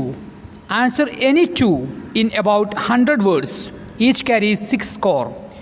29 മുതൽ 32 വരെയുള്ള ചോദ്യങ്ങളിൽ 4 ചോദ്യങ്ങളിൽ ഏതെങ്കിലും 2 ചോദ്യങ്ങൾക്ക് മാത്രം ഉത്തരങ്ങൾ എഴുതുക. ഓക്കെ, ഓരോ ചോദ്യത്തിനും ഓരോ ഉത്തരത്തിനും 6 മാർക്ക് വീതം. ഓക്കെ, 6 മാർക്കിൻ്റെ ആൻസർ എഴുതുന്ന സമയത്ത് മിനിമം ഒരു പേജെങ്കിലും നമ്മുടെ ആൻസർ ഉണ്ടായിരിക്കണം. ഓക്കെ, ഇനി നമുക്ക് ചോദ്യത്തിലേക്ക് പ്രവേശിക്കാം. Question number 29. Suraj Venjaramoodu, the cine actor, bagged the state award for the best actor in 2020 for his role in the movie Android Kunyappan. You get a chance to interview him. Prepare 6 questions for the interview. Android Kunjappan എന്ന ഫിലിമിൽ അഭിനയിച്ചതിന് സുരാജ് വെഞ്ഞാറമൂടിന് സംസ്ഥാന film award ലഭിക്കുകയുണ്ടായി. 2020 സംസ്ഥാന film award ലഭിക്കുകയുണ്ടായി. Then you get a chance to interview him. അദ്ദേഹത്തിന് interview ചെയ്യാനുള്ള അവസരം നിങ്ങൾക്ക് ലഭിക്കുകയാണ്. Prepare 6 questions for the interview. ആ ഒരു ഇൻ്റർവ്യൂ സമയത്ത് നമുക്ക് ചോദിക്കാൻ പറ്റാവുന്ന 6 ചോദ്യങ്ങൾ തയ്യാറാക്കുക. ഓക്കെ, ഇതിന് മുമ്പെയുള്ള ക്ലാസ്സുകളിലൂടെ പ്രമുഖരായിട്ടുള്ള ഏതെങ്കിലും ഒരു വ്യക്തിയുമായി നടത്തുന്ന ഇൻ്റർവ്യൂവിൽ ചോദിക്കാൻ പറ്റാവുന്ന പല വിധത്തിലുള്ള ചോദ്യങ്ങൾ നാം ഡിസ്കസ് ചെയ്തിട്ടുണ്ടായിരുന്നു. അതിനുള്ള ഏകദേശം എല്ലാ ചോദ്യങ്ങളും ഈ ഒരു അവസരത്തിൽ നമുക്ക് എഴുതാൻ സാധിക്കുന്നതാണ്. ഓക്കെ, ഇവിടെ ക്വസ്റ്റ്യനിൽ നമ്മോട് 6 ചോദ്യങ്ങളാണ് എഴുതാനായിട്ട് പറഞ്ഞിട്ടുള്ളത്. എങ്കിലും ഈ ഒരു അവസരത്തിൽ ചോദിക്കാൻ പറ്റാവുന്ന പല വിധത്തിലുള്ള ചോദ്യങ്ങൾ ഇവിടെ ഉൾപ്പെടുത്തിയിട്ടുണ്ട്. അപ്പോൾ നാം എക്സാം എഴുതുന്ന സമയത്ത് എത്ര ചോദ്യങ്ങളാണോ നമ്മോട് ചോദിക്കാൻ പറഞ്ഞിട്ടുള്ളത് അത്രയും ചോദ്യങ്ങൾ എഴുതുക. ഇവിടെ സുരാജ് വെഞ്ഞാറമൂടുമായി നാം നടത്തുന്ന ഇൻ്റർവ്യൂ ക്വസ്റ്റ്യൻസ് ആണ് നമ്മോട് എഴുതാൻ പറഞ്ഞിട്ടുള്ളത്. ഈ ഒരു അവസരത്തിൽ നമുക്ക് എഴുതാൻ പറ്റാവുന്ന പല വിധത്തിലുള്ള ചോദ്യങ്ങൾ ഇവിടെ ടെക്സ്റ്റായിട്ട് ഉൾപ്പെടുത്തിയിട്ടുണ്ട്. അപ്പോൾ ഇതിൽ ഇഷ്ടമുള്ള 6 ചോദ്യങ്ങൾ നമുക്ക് തിരഞ്ഞെടുക്കാം. അതല്ലെങ്കിൽ ഇതേ രീതിയിലുള്ള 6 ചോദ്യങ്ങൾ നമുക്ക് ആൻസറായിട്ട് എഴുതാം.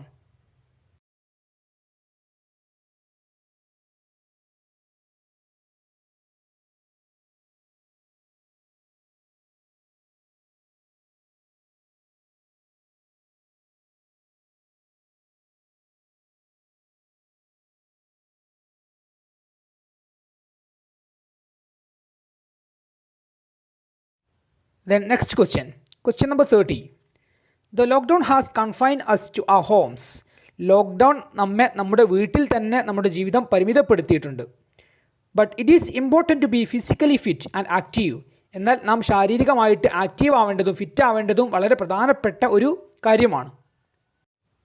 Write a magazine article on the topic, the importance of physical exercise for good health.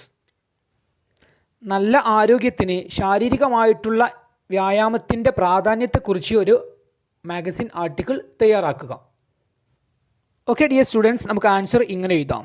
Okay, article തയ്യാറാക്കുന്ന സമയത്ത് എഴുതുന്ന സമയത്ത് നാം ശ്രദ്ധിക്കുക. ആദ്യം തന്നെ ടൈറ്റിലാണ്. ഇവിടെയുള്ള ടൈറ്റിൽ ടോപ്പിക് എന്താണ്? The importance of physical exercise four good health. Okay, അത് ടൈറ്റിലായിട്ട് എഴുതുക. ഇനി അതുമായി ബന്ധപ്പെട്ട കാര്യങ്ങൾ പാരഗ്രാഫ് രൂപത്തിൽ എഴുതുകയും ചെയ്യുക. ഓക്കെ, നമുക്ക് ഈ ഒരു രൂപത്തിൽ നമുക്ക് ഈ ഒരു ആർട്ടിക്കിൾ തയ്യാറാക്കാം. ഈ ഒരു ആർട്ടിക്കിളിലൂടെ നാം പറയുന്നത് നമ്മുടെ ജീവിതത്തിൽ വ്യായാമത്തിൻ്റെ പ്രാധാന്യത്തെക്കുറിച്ചാണ്. അതായത് നല്ല ആരോഗ്യം ഉണ്ടാവണം എന്നുണ്ടെങ്കിൽ നിർബന്ധമായിട്ടും നാം ശാരീരികമായിട്ടുള്ള വ്യായാമങ്ങളിൽ ഏർപ്പെടണം എന്നതിനെക്കുറിച്ചാണ് ഈ ഒരു article.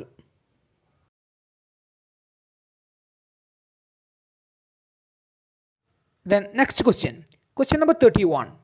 Your younger brother is at your aunt's house. നിങ്ങളുടെ ചെറിയ സഹോദരൻ നിങ്ങളുടെ ആൻറ്റിയുടെ വീട്ടിലാണ്.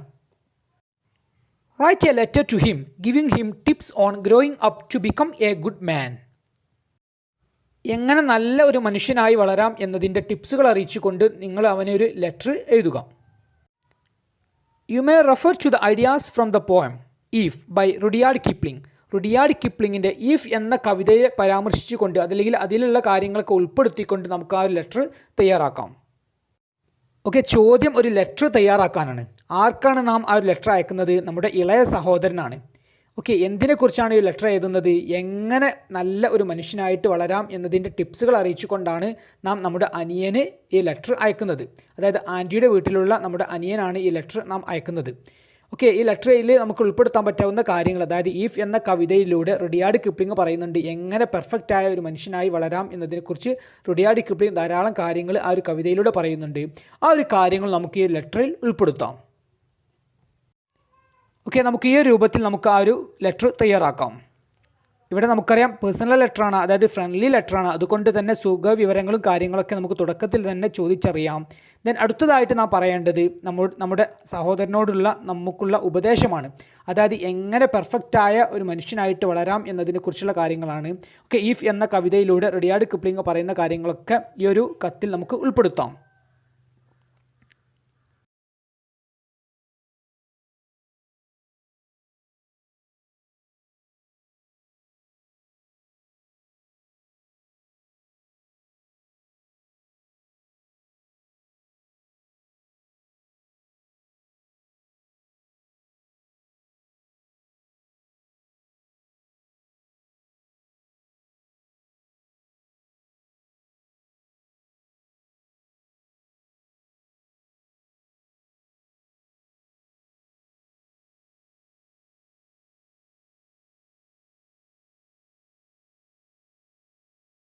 Then next question.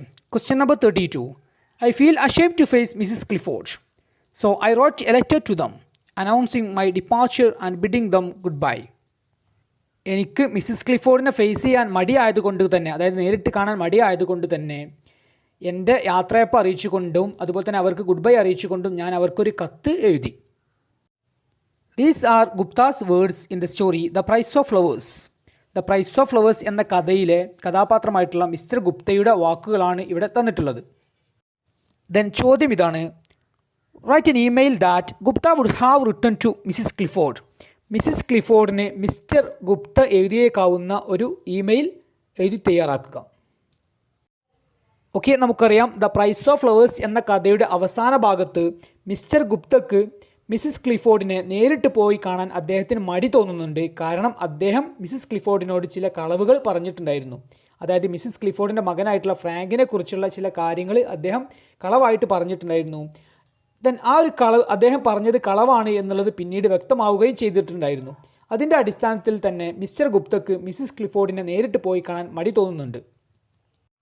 അതുകൊണ്ട് തന്നെ അദ്ദേഹത്തിൻ്റെ പുറപ്പെടലിനെ കുറിച്ച്, അതായത് ഇന്ത്യയിലേക്ക് അദ്ദേഹം ലണ്ടനിൽ നിന്ന് പുറപ്പെടുന്നതിനെ കുറിച്ച് അദ്ദേഹം ഒരു ലെറ്റർ അയക്കുകയാണ്. നേരിട്ട് പോയി പറയാതെ ഒരു ലെറ്റർ അയക്കുകയാണ്. ദെൻ സപ്പോസ് അദ്ദേഹം ഒരു ഇമെയിലാണ് അയക്കുന്നത് എങ്കിൽ, അതായത് മിസ്റ്റർ ഗുപ്ത മിസ്സിസ് ക്ലിഫോർഡിന് ഒരു ഇമെയിലാണ് അയക്കുന്നത് എങ്കിൽ എങ്ങനെയായിരിക്കും ആ ഒരു ഇമെയിലിൻ്റെ കണ്ടൻറ്റ് എന്നുള്ളതാണ് ഇവിടെ ചോദ്യം. അതായത് മിസ്റ്റർ ഗുപ്ത മിസ്സിസ് ക്ലിഫോർഡിന് അയക്കുന്ന ഒരു ഇമെയിൽ, അദ്ദേഹത്തിൻ്റെ യാത്രയപ്പിനെ കുറിച്ച് പറഞ്ഞുകൊണ്ട് അദ്ദേഹം അയക്കുന്ന ഒരു ഇമെയിലാണ് ഇവിടെ ചോദിച്ചിട്ടുള്ളത്. ഓക്കെ, നമുക്ക് ആൻസർ ഇങ്ങനെ എഴുതാം. ഇമെയിൽ എഴുതുന്ന സമയത്ത് നിർബന്ധമായിട്ടും നാം ശ്രദ്ധിക്കേണ്ടത് ടു അഡ്രസ്സ് നിർബന്ധമായിട്ടും ഉണ്ടായിരിക്കണം. ആർക്കാണോ നാം ആ ഒരു ഇമെയിൽ അയക്കുന്നത് അവരുടെ അഡ്രസ്സ് നിർബന്ധമായിട്ടും ഉണ്ടായിരിക്കണം. ദെൻ സബ്ജക്റ്റും ഉൾപ്പെടുത്താൻ ശ്രമിക്കുക. സബ്ജക്റ്റ് എന്നതുകൊണ്ട് ഉദ്ദേശിക്കുന്നത് എന്തിനെക്കുറിച്ചാണ് ഈ ഒരു ഇമെയിൽ, അത് ഒരു സബ്ജക്റ്റായിട്ട് എഴുതുകയും ചെയ്യുക. ഓക്കെ, നമുക്ക് എഴുതാം clifford@gmail.com. Then subject returning to India.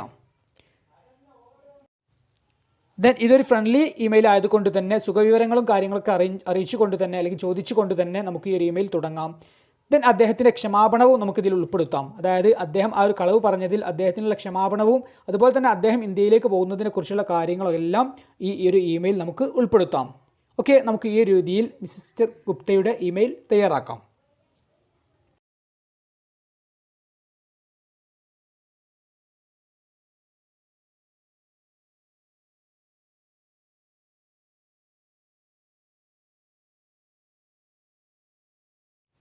Then next question. Questions 33 to 38. Answer any three in 120 words. Each carries 8 scores. 33 മുതൽ 38 വരെയുള്ള ചോദ്യങ്ങളിൽ, അതായത് ഈ ഒരു 6 ചോദ്യങ്ങളിൽ നമുക്ക് ഇഷ്ടമുള്ള 3 ചോദ്യങ്ങൾക്ക് ആൻസർ എഴുതുക. ഓരോ ചോദ്യത്തിനും 8 മാർക്ക് വീതമാണ് ഉള്ളത്. ഓക്കെ, 8 മാർക്കിൻ്റെ ചോദ്യങ്ങൾക്ക് ആൻസർ എഴുതുന്ന സമയത്ത് മിനിമം ഒരു 2 പേജെങ്കിലും ആ ഒരു ആൻസർ എഴുതാൻ ശ്രമിക്കുക. 2 പേജ് എന്നതുകൊണ്ട് ഉദ്ദേശിക്കുന്നത് ഒരു പേജിൻ്റെ 2 പുറം എന്നുള്ളതാണ്. ഓക്കെ, മിനിമം അത്രയെങ്കിലും എഴുതാൻ ശ്രദ്ധിക്കുക. Question Question number 33. You visited a hill station during your summer holidays. Write a travel essay to be published in your school magazine about the place you visited. നിങ്ങളുടെ സമ്മർ ഹോളിഡേയ്സിൽ നിങ്ങളൊരു hill station, അതായത് കുന്നുകൾ നിറഞ്ഞ ഒരു സ്ഥലം നിങ്ങൾ സന്ദർശിക്കുകയുണ്ടായി. Write a travel essay to be published in your school magazine about the place you visited. Write a travel essay, ഒരു ട്രാവൽ എസ്സേ അതായത് ഒരു യാത്രാ വിവരണം തയ്യാറാക്കുക. To be published in your school magazine, നിങ്ങളുടെ സ്കൂൾ മാഗസിനിൽ പബ്ലിഷ് ചെയ്യുന്നതിന് വേണ്ടി. About the place you visited, നിങ്ങൾ സന്ദർശിച്ചിട്ടുള്ള ആ ഒരു സ്ഥലത്തെക്കുറിച്ച്, അതായത് നിങ്ങൾ സന്ദർശിച്ചിട്ടുള്ള ആ ഒരു സ്ഥലത്തെക്കുറിച്ചുള്ള അതല്ലെങ്കിൽ നിങ്ങൾ സന്ദർശിച്ചതിനെക്കുറിച്ചുള്ള ഒരു യാത്രാ വിവരണം തയ്യാറാക്കുക. എന്തിനു വേണ്ടിയാണ് ഒരു യാത്രാ വിവരണം? To be published in your school magazine, നിങ്ങളുടെ സ്കൂൾ മാഗസിനിൽ പബ്ലിഷ് ചെയ്യുന്നതിന് വേണ്ടി. ഓക്കെ, ഇവിടെ ചോദിക്കുന്നത് ഒരു ട്രാവൽ എസ്സേ അതായത് ട്രാവലോഗ് അതായത് യാത്രാ വിവരണം തയ്യാറാക്കുന്നതിന് വേണ്ടിയാണ്. ദെൻ ക്വസ്റ്റ്യനിൽ ഹിൻസ് തന്നിട്ടുണ്ട്, അതായത് സൂചനകൾ തന്നിട്ടുണ്ട്. ഡിസ്ക്രിപ്ഷൻ ഓഫ് ദ പ്ലേസ്, നാം സന്ദർശിച്ചിട്ടുള്ള ആ ഒരു സ്ഥലത്തെക്കുറിച്ചുള്ള വിശദീകരണം. The journey there and back, അങ്ങോട്ടുള്ള യാത്രയും അതുപോലത്തെ തിരിച്ചുള്ള യാത്രയെക്കുറിച്ചും. ദെൻ ക്ലൈമറ്റ്, ആ ഒരു സ്ഥലത്തിൻ്റെ കാലാവസ്ഥ. ദെൻ ഹിസ്റ്റോറിക്കൽ ഇമ്പോർട്ടൻസ്, നാം സന്ദർശിച്ചിട്ടുള്ള ആ ഒരു സ്ഥലത്തിൻ്റെ ചരിത്രപരമായിട്ടുള്ള പ്രാധാന്യം. ദെൻ സ്പെഷ്യൽ അട്രാക്ഷൻസ്, നാം സന്ദർശിച്ചിട്ടുള്ള ആ ഒരു സ്ഥലത്തുള്ള ആകർഷണീയമായിട്ടുള്ള കാര്യങ്ങൾ, നമ്മെ ആകർഷിക്കുന്ന തരത്തിലുള്ള കാര്യങ്ങൾ. ഇത്രയും കാര്യങ്ങളൊക്കെ നമുക്ക് ആ ഒരു ട്രാവൽ എസ്സേയിൽ ഉൾപ്പെടുത്താം. ഓക്കെ, ഒരു ട്രാവൽ എസ്സേ അതായത് ഒരു യാത്രാ വിവരണം നമുക്ക് ഈ രൂപത്തിൽ എഴുതി തയ്യാറാക്കാം. ഓക്കെ, ട്രാവലോഗ് എഴുതുന്ന സമയത്ത് നിർബന്ധമായിട്ടും നാം ശ്രദ്ധിക്കേണ്ടത് വളരെ ആകർഷണീയമായിട്ടുള്ളൊരു ടൈറ്റിൽ എഴുതുക. അതുപോലെ തന്നെ നമുക്ക് വേണമെങ്കിൽ നമുക്ക് ഏതെങ്കിലും യാത്രയെക്കുറിച്ചുള്ള ഏതെങ്കിലും ഒരു കോഴ്സും ആ ഒരു ട്രാവലോഗിൽ ഉൾപ്പെടുത്താം. ഓക്കെ, പ്രിയപ്പെട്ട വിദ്യാർത്ഥികളെ, ഈ ഒരു രൂപത്തിൽ നമുക്ക് ആ ഒരു ട്രാവലോഗ് എഴുതി തയ്യാറാക്കാം. ഓക്കെ, ഈ ഒരു ട്രാവലോഗ് നാം ഇതിനു മുമ്പെയുള്ള ക്ലാസ്സിലൂടെ വളരെ വിശദമായിട്ട് തന്നെ പരിചയപ്പെട്ടിട്ടുണ്ടായിരുന്നു. അപ്പോൾ ട്രാവലോഗുമായി ബന്ധപ്പെട്ട് ഏതൊരു ചോദ്യം വരികയാണെങ്കിലും ആ ഒരു സമയത്ത് നമുക്ക് എഴുതാൻ പറ്റാവുന്ന ഒരു ആൻസറാണ് ഇവിടെ തന്നിട്ടുള്ളത്. ഓക്കെ, ഈ ഒരു രൂപത്തിൽ നമുക്ക് ഒരു ട്രാവലോഗ് എഴുതി തയ്യാറാക്കാം. ഒരു യാത്രാ വിവരണം തയ്യാറാക്കുന്ന സമയത്ത് നമുക്കറിയാം അതിൽ ഉൾപ്പെടുത്തേണ്ട കാര്യങ്ങൾ, അതായത് ആ ഒരു സ്ഥലത്തെക്കുറിച്ചുള്ള വർണ്ണനകൾ, അതായത് ആ ഒരു സ്ഥലത്തിൻ്റെ പ്രത്യേകതകൾ, ദെൻ അവിടെയുള്ള പ്രധാനപ്പെട്ട കാര്യങ്ങളും ചരിത്രപരമായിട്ടുള്ള കാര്യങ്ങളും, ദെൻ നാം എങ്ങനെയാണ് ആരോട് കൂടെയാണ് അതുപോലെ തന്നെ ഏത് സമയത്താണ് നാം പുറപ്പെട്ടിട്ടുള്ളത് എന്നുള്ളതും തിരിച്ചു വരുന്നത് വരെയുള്ള കാര്യങ്ങളൊക്കെ നമുക്ക് ആ ഒരു ട്രാവലോഗിൽ ഉൾപ്പെടുത്താം. Then next question number 34. Almost all children have access to phones and internet in present times. ഇക്കാലത്ത് എല്ലാ കുട്ടികൾക്കും ഫോണുകളും അതുപോലെ തന്നെ ഇൻ്റർനെറ്റും ആക്സസ് ചെയ്യേണ്ടി വരുന്നുണ്ട്. But these sometimes do more Ham than good. എന്നാൽ പലപ്പോഴും അധിക സമയങ്ങളിലും ഗുണങ്ങളെക്കാളേറെ ഉപദ്രവമാണ് ഇവയെക്കൊണ്ട് ഉള്ളത്. അതായത് ഇൻ്റർനെറ്റും അതുപോലെ തന്നെ ഫോണുകളെ കൊണ്ടും വിദ്യാർത്ഥികളെ സംബന്ധിച്ചിടത്തോളം ഗുണങ്ങളെക്കാൾ അധികം ദോഷങ്ങളാണ് പല സമയത്ത് കൂടുതൽ സമയങ്ങളിലും ലഭിക്കാറുള്ളത്. ഓക്കെ, ക്വസ്റ്റ്യൻ ഇതാണ്. Write a letter to the editor of a newspaper on the advantages and disadvantages of internet use by children. Write a letter to the editor of a newspaper, ഏതെങ്കിലും ഒരു ന്യൂസ് പേപ്പറിൻ്റെ പത്രത്തിൻ്റെ ഒരു എഡിറ്റർക്ക് ഒരു letter തയ്യാറാക്കാനാണ്. On the advantages and disadvantages of internet use by children. കുട്ടികൾ ഇൻ്റർനെറ്റ് ഉപയോഗിക്കുന്ന സമയത്തുള്ള ഗുണങ്ങളെക്കുറിച്ചും ദോഷങ്ങളെക്കുറിച്ചും ഉൾപ്പെടുത്തിക്കൊണ്ട് ഒരു ലെറ്റർ ടു ദ എഡിറ്റർ തയ്യാറാക്കുവാനാണ് ഇവിടെ ചോദിച്ചിട്ടുള്ളത്. ഓക്കെ, പ്രിയപ്പെട്ട വിദ്യാർത്ഥികളെ, ലെറ്റർ ടു ദ എഡിറ്ററിനെ കുറിച്ച് പറയുകയാണെങ്കിൽ ഇതൊരു ഒഫീഷ്യൽ ലെറ്ററാണ്, അതായത് ഇതൊരു ഫോർമൽ ലെറ്ററാണ്. ഓക്കെ, എഴുതുന്ന സമയത്ത് ഫ്രം അഡ്രസ്സ് ഉണ്ടായിരിക്കണം, ടു അഡ്രസ്സ് ഉണ്ടായിരിക്കണം, ദെൻ സല്യൂട്ടേഷൻ തുടങ്ങിയ കാര്യങ്ങളൊക്കെ ഇതിൽ നാം ഉൾപ്പെടുത്തിയിട്ടുണ്ടായിരിക്കണം. ഓക്കെ, നമുക്ക് ആ ഒരു ലെറ്റർ ടു ദ എഡിറ്റർ നമുക്ക് ഈ രൂപത്തിൽ എഴുതി തയ്യാറാക്കാം. ലെറ്റർ ടു ദ എഡിറ്റർ നാം തയ്യാറാക്കുന്ന സമയത്ത് മുകളിൽ ടൈറ്റിലായിട്ട് എഴുതുക letter to the editor. Then from address, അതായത് ആരാണോ ഈ ലെറ്റർ എഴുതുന്നത് അദ്ദേഹത്തിൻ്റെ അഡ്രസ്സ്. ദെൻ ഇവിടെ Anu 3 star house Calicut. Then from അഡ്രസ്സിന് ശേഷം അന്നത്തെ ഡേറ്റ്, ഏത് ഡേറ്റിലാണ് നാം ആ ഒരു ലെറ്റർ എഴുതുന്നത് അന്നത്തെ ഡേറ്റ്. ദെൻ അതിന് താഴെയായിട്ട് ടു അഡ്രസ്സ്, അതായത് ഏത് പത്രത്തിൻ്റെ പത്രാധിപർക്കാണ് എഡിറ്റർക്കാണ് നാം ആ ഒരു ലെറ്റർ അയക്കുന്നത് അവരുടെ അഡ്രസ്സ്. ദെൻ സബ്ജക്റ്റ്, ഏത് വിഷയത്തെക്കുറിച്ചാണ് നാം ഈ ഒരു ലെറ്റർ എഴുതുന്നത് ആ ഒരു വിഷയം, ആ ഒരു ടോപ്പിക്. നമുക്കറിയാം ഇവിടെ നാം എഴുതുന്നത് advantages and disadvantages of internet use by children. ഈ ഒരു വിഷയത്തെക്കുറിച്ചാണ് ഈ ഒരു ലെറ്റർ ടു ദ എഡിറ്റർ നാം തയ്യാറാക്കുന്നത്. Then salutation, respected sir. Okay, ഈ രൂപത്തിൽ നമുക്ക് letter to the editor start ചെയ്യാം. Then content part of the letter to the editor. Letter to the എഡിറ്ററിൻ്റെ വളരെ പ്രധാനപ്പെട്ട ഈ ഒരു ഭാഗത്തിൽ നാം എഴുതി തയ്യാറാക്കേണ്ടത് ആ ഒരു വിഷയത്തെക്കുറിച്ചുള്ള കാര്യങ്ങൾ. ഇവിടെ നാം എഴുതേണ്ടത് വിദ്യാർത്ഥികൾ അതല്ലെങ്കിൽ കുട്ടികൾ ഇൻ്റർനെറ്റ് ഉപയോഗിക്കുന്ന സമയത്തുള്ള ഗുണങ്ങളെക്കുറിച്ചും ദോഷങ്ങളെക്കുറിച്ചും അധികമായിട്ടും ദോഷങ്ങൾ ഉൾപ്പെടുത്തിക്കൊണ്ട് നമുക്ക് ഈ ഒരു ലെറ്റർ ടു ദ എഡിറ്ററിൻ്റെ കണ്ടന്റ് ഭാഗം തയ്യാറാക്കാം. ഓക്കെ, പ്രിയപ്പെട്ട വിദ്യാർത്ഥികളെ, ഈ ഒരു രൂപത്തിൽ നമുക്ക് ലെറ്റർ ടു ദ എഡിറ്റർ തയ്യാറാക്കാം. Next question number 35. The Sacred Turtles of Kandau describes the story of two women who had been attacked by outsiders. പുറമേ നിന്നുള്ള ആളുകളാൽ അറ്റാക്ക് ചെയ്യപ്പെട്ട ആക്രമിക്കപ്പെട്ട രണ്ട് സ്ത്രീകളുടെ കഥ the sacred turtles of Kandavu എന്ന ചാപ്റ്റർ വിശദീകരിക്കുന്നുണ്ട്. Then do you think women in our society to face similar problems? ഇങ്ങനെയുള്ള പ്രശ്നങ്ങൾ നമ്മുടെ സമൂഹത്തിലുള്ള സ്ത്രീകളും അനുഭവിക്കുന്നുണ്ട് എന്ന് നിങ്ങൾ ചിന്തിക്കുന്നുണ്ടോ? ദെൻ ക്വസ്റ്റ്യൻ ഇതാണ്, draft the script of the speech you will deliver in your school assembly on women's day on the topic problems faced by women in our society. Draft the script of the speech, ഒരു പ്രസംഗത്തിൻ്റെ script തയ്യാറാക്കുക. U will deliver in your school assembly on women's day, വനിതാ ദിനത്തോടനുബന്ധിച്ച് നിങ്ങളുടെ school അസംബ്ലിയിൽ നടത്തുന്ന ഒരു സ്പീച്ചിൻ്റെ script തയ്യാറാക്കുക. ഓക്കെ, ആ ഒരു സ്പീച്ചിൻ്റെ ടോപ്പിക് എന്താണ്?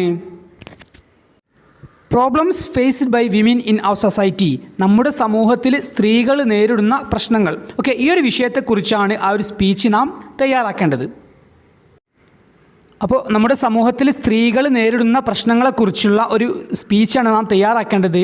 വനിതാ ദിനത്തോടനുബന്ധിച്ച് നമ്മുടെ സ്കൂൾ അസംബ്ലിയിൽ നടത്തുന്ന ഒരു പ്രസംഗത്തിൽ ഈ ഒരു വിഷയത്തെക്കുറിച്ച് നാം സംസാരിക്കുക. ഓക്കെ, അതിൻ്റെ ഒരു സ്ക്രിപ്റ്റാണ് നാം തയ്യാറാക്കേണ്ടത്.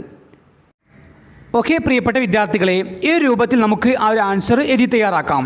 അതായത് problems faced by women in our society, നമ്മുടെ സമൂഹത്തിൽ സ്ത്രീകൾ നേരിടുന്ന പ്രശ്നങ്ങൾ, ഈ ഒരു വിഷയത്തെക്കുറിച്ചുള്ള സ്പീച്ച്. ഓക്കെ, വനിതാ ദിനത്തോടനുബന്ധിച്ച് നടത്തുന്ന ആ ഒരു സ്പീച്ചിൻ്റെ സ്ക്രിപ്റ്റ് നമുക്ക് ഈ രൂപത്തിൽ എഴുതി തയ്യാറാക്കാം.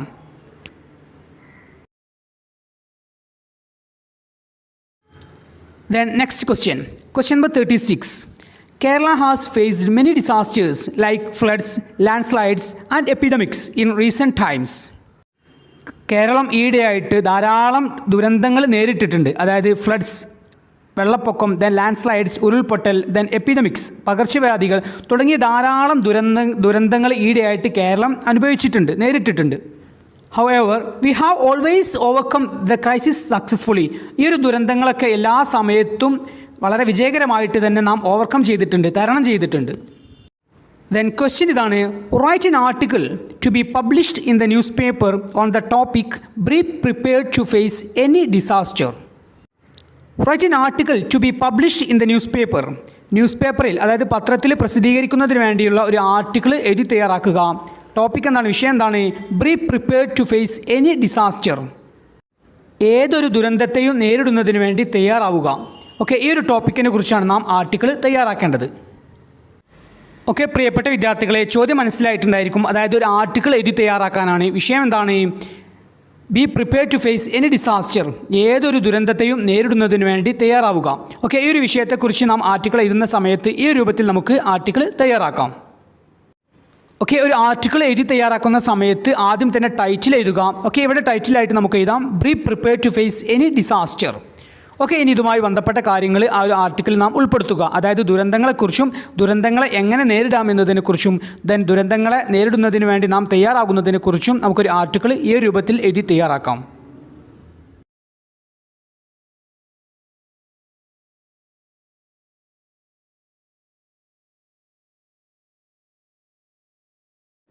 Then next question number 37. A seminar is to be conducted in your class on the topic the relevance of Gandhian values in the present time. You are one of the participants. Write the paper for the seminar. A seminar is to be conducted in your class on the topic. Okay, നിങ്ങളുടെ ക്ലാസ്സിൽ ഒരു seminar conduct ചെയ്യുകയാണ്. ഏതാണ് topic? എന്താണ്? The relevance of Gandhian values in the present time, വർത്തമാനകാലത്ത് ഗാന്ധിയൻ മൂല്യങ്ങളുടെ പ്രസക്തി. Okay, ഈ ഒരു വിഷയത്തെക്കുറിച്ച്, ഈ ഒരു ടോപ്പിക്കിനെ കുറിച്ച് നിങ്ങളുടെ ക്ലാസ്സിൽ ഒരു സെമിനാർ കണ്ടക്ട് ചെയ്യുകയാണ്. Then you are one of the participants, ആ ഒരു പ്രോഗ്രാമിൽ, ആ ഒരു സെമിനാറിൽ പങ്കെടുക്കുന്നവരിൽപ്പെട്ട ഒരാളാണ് നിങ്ങൾ. Then write the paper for the seminar, ആ ഒരു പ്രോഗ്രാമിലേക്കുള്ള സെമിനാർ പേപ്പർ എഴുതി തയ്യാറാക്കുക. അതായത് വർത്തമാനകാലത്ത് ഗാന്ധിയൻ മൂല്യങ്ങളുടെ പ്രസക്തി എന്ന വിഷയത്തെക്കുറിച്ച് നമ്മുടെ ക്ലാസ്സിൽ ഒരു സെമിനാർ കണ്ടക്ട് ചെയ്യുകയാണ്. ദെൻ ആ ഒരു പ്രോഗ്രാമിൽ, ആ ഒരു സെമിനാറിൽ പങ്കെടുക്കുന്നവരിൽപ്പെട്ട ഒരാളാണ് നാം. ദെൻ ഈ ഒരു വിഷയത്തെക്കുറിച്ച്, അതായത് വർത്തമാനകാലത്ത് ഗാന്ധിയൻ മൂല്യങ്ങളുടെ പ്രസക്തി എന്ന വിഷയത്തെക്കുറിച്ച് ഒരു സെമിനാർ പേപ്പർ തയ്യാറാക്കുക. ഓക്കെ, ഇതാണ് ചോദ്യം. ഓക്കെ, പ്രിയപ്പെട്ട വിദ്യാർത്ഥികളെ, ഒരു സെമിനാർ പേപ്പർ നാം എഴുതി തയ്യാറാക്കുന്ന സമയത്ത് ആദ്യം തന്നെ നാം എഴുതേണ്ടത് ടൈറ്റിലാണ്. അതായത് ഏത് വിഷയത്തെക്കുറിച്ചാണോ ആ ഒരു സെമിനാർ കണ്ടക്ട് ചെയ്യുന്നത് അത് നമുക്ക് ടൈറ്റിലായിട്ട് എഴുതാം. ഓക്കെ, നമുക്ക് ഇവിടെ എഴുതാം the relevance of Gandhian values. ഇനി ആ ഒരു സെമിനാറിൽ പങ്കെടുക്കുന്ന എല്ലാവരെയും അഭിവാദ്യം ചെയ്തുകൊണ്ടും അതുപോലെ തന്നെ ആ ഒരു വിഷയം അവതരിപ്പിക്കുന്നതിൽ നമുക്കുള്ള സന്തോഷവും അറിയിച്ചുകൊണ്ട് നമുക്ക് ആ ഒരു സെമിനാർ പേപ്പർ തുടങ്ങാം.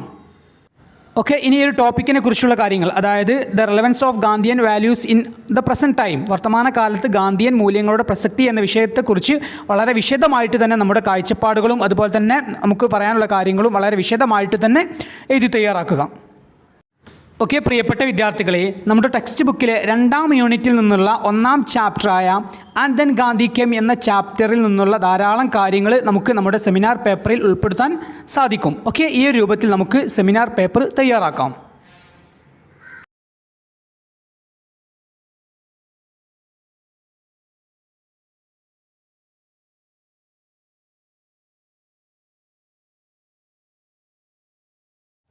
Then next question number 38.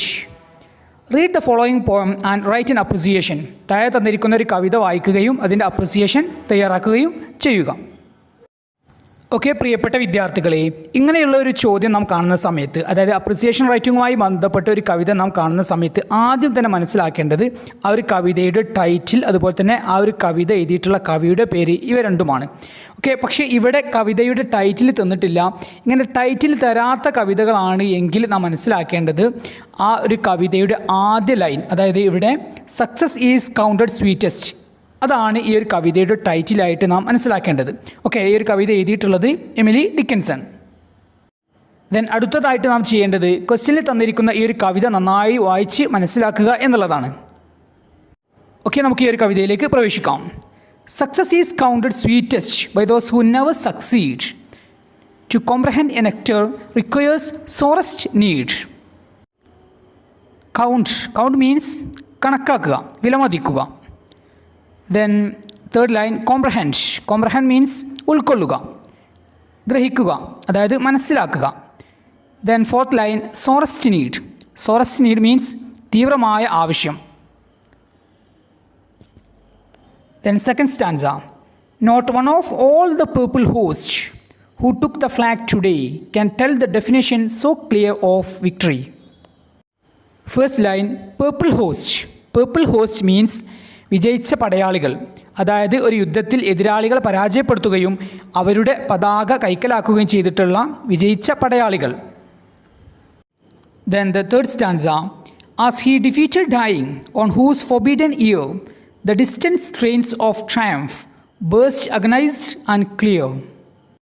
First line defeated means പരാജയപ്പെട്ട. Then second line forbidden means വിലക്കപ്പെട്ട. Then strain means അതിപ്രയത്നം, അതികഠിനമായിട്ടുള്ള പ്രയത്നം. Then triumph means വിജയം. Then burst പൊട്ടിത്തെറിക്കുക. Then agonized means വേദന, പെയിൻ. ഓക്കെ, ഈ ഒരു കവിതയെ നമുക്ക് മനസ്സിലാക്കാനൊന്ന് ശ്രമിക്കാം. Success is counted sweetest by those who never succeed. ഒരിക്കലും വിജയിക്കാത്തവരാണ് വിജയത്തെ ഏറ്റവും മധുരമായിട്ട് കണക്കാക്കുന്നത്. അതായത് വിജയത്തിൻ്റെ യഥാർത്ഥ മൂല്യം മനസ്സിലാകുന്നത് ഇതുവരെ വിജയിക്കാത്തവർക്കായിരിക്കും. അവരുടെ മനസ്സിലായിരിക്കും വിജയത്തെക്കുറിച്ച് ഏറ്റവും വലിയ ഒരു കൺസെപ്റ്റ് ഉണ്ടായിരിക്കുക. Then to comprehend a nectar requires sorest need. തേനിൻ്റെ യഥാർത്ഥ മധുരം നുകരാൻ, അതല്ലെങ്കിൽ തേനിൻ്റെ യഥാർത്ഥ മധുരം മനസ്സിലാക്കണമെന്നുണ്ടെങ്കിൽ അത് സോറസ്റ്റ് നീഡ്, അത് വലിയൊരു കഠിനമായിട്ടുള്ള ഒരു ആവശ്യമായിരിക്കണം, അതല്ലെങ്കിൽ തീവ്രമായിട്ടുള്ള ഒരു ആവശ്യമാകുന്ന സമയത്തായിരിക്കും അതിൻ്റെ യഥാർത്ഥ ടേസ്റ്റ് നാം മനസ്സിലാക്കുന്നത്. അതായത് തീവ്രമായിട്ടുള്ള ഒരു ആഗ്രഹമുള്ള ഒരാൾക്കായിരിക്കും അതിൻ്റെ യഥാർത്ഥ വാല്യൂ, ആ ഒരു സംഭവം കിട്ടുന്ന സമയത്ത് യഥാർത്ഥമായിട്ട് അത് ഗ്രഹിക്കാൻ സാധിക്കുകയുള്ളൂ. അപ്പോൾ ഒന്നാമത്തെ സ്റ്റാൻസയിലൂടെ നമുക്ക് മനസ്സിലാകുന്നത് ജീവിതത്തിൽ കഠിനമായിട്ട് പരിശ്രമിക്കുന്നവർക്കും അതുപോലെ തന്നെ പരാജയപ്പെട്ടവർക്കുമായിരിക്കും യഥാർത്ഥത്തിൽ വിജയത്തിൻ്റെ മൂല്യം മനസ്സിലാകുന്നത്. ദെൻ ഇനി നമുക്ക് രണ്ടാമത്തെ സ്റ്റാൻസയിലേക്ക് പ്രവേശിക്കാം. Not one of all the people host who took the flag today can tell the definition so clear of victory. ഇന്ന് വിജയത്തിൻ്റെ പതാക എടുത്ത ഒരാൾക്ക് പോലും, അതല്ലെങ്കിൽ വിജയത്തിൻ്റെ പതാക ഏന്തിയ, യുദ്ധത്തിൽ വിജയത്തിൻ്റെ പതാക ഏന്തിയ ഒരാൾക്ക് പോലും യഥാർത്ഥത്തിൽ വിജയത്തിൻ്റെ നിർവചനം പറയാൻ സാധിക്കില്ല. അതല്ലെങ്കിൽ യഥാർത്ഥ വിജയത്തിൻ്റെ വാല്യൂ പറയാൻ അവർക്ക് സാധിക്കില്ല. നമുക്കറിയാം, യുദ്ധങ്ങൾ നടക്കുന്ന സമയത്ത് ഒരു ഗ്രൂപ്പ് പരാജയപ്പെടുകയും അതുപോലെ തന്നെ അതേസമയം തന്നെ മറ്റൊരു ഗ്രൂപ്പ് എതിരാളികൾ വിജയിക്കുകയും ചെയ്യും. അപ്പോൾ വിജയിക്കുന്ന സമയത്ത് അവർ വിജയത്തിൻ്റെ കൊടികൾ കയ്യിലേന്തിയിട്ടുണ്ടായിരിക്കും. എന്നാൽ കവി പറയുകയാണ്, അവരെ സംബന്ധിച്ചിടത്തോളം യഥാർത്ഥത്തിൽ ആ ഒരു വിജയത്തിൻ്റെ, യുദ്ധത്തിൽ വിജയിച്ചിട്ടുള്ള ആ ഒരു വിക്ടറിയുടെ വില ഒരിക്കലും വിജയ പതാക ഏന്തിയ അവർക്ക് അതിൻ്റെ വാല്യൂ അറിയാൻ സാധിക്കില്ല എന്നാണ് കവി പറയുന്നത്. പിന്നെ ആർക്കായിരിക്കും ഒരു യുദ്ധത്തിലെ യഥാർത്ഥ വിജയത്തിൻ്റെ മൂല്യം മനസ്സിലാകുന്നത്? As he defeated dying, on whose forbidden ear the distant strains of triumph burst agonized and clear. യുദ്ധത്തിൽ പരാജയപ്പെട്ട, മരണപ്പെട്ടുകൊണ്ടിരിക്കുന്ന പടയാളികൾക്കായിരിക്കും വിജയത്തിൻ്റെ യഥാർത്ഥ മൂല്യവും അതിൻ്റെ വേദനയും അതുപോലെ തന്നെ അതിൻ്റെ കഠിനമായിട്ടുള്ള പ്രയത്നവും അതുപോലെ തന്നെ അതായത് വിജയത്തിൻ്റെ യഥാർത്ഥ മൂല്യം മനസ്സിലാകുന്നത് പരാജയപ്പെട്ട പടയാളികൾക്കായിരിക്കും. അതായത് പരാജയപ്പെട്ടുകൊണ്ട് മരണപ്പെട്ടുകൊണ്ടിരിക്കുന്ന പടയാളികൾക്കായിരിക്കും ആ ഒരു യുദ്ധത്തിൻ്റെ യഥാർത്ഥമായിട്ടുള്ള മൂല്യം മനസ്സിലാകുന്നത്. കാരണം എന്താണ്?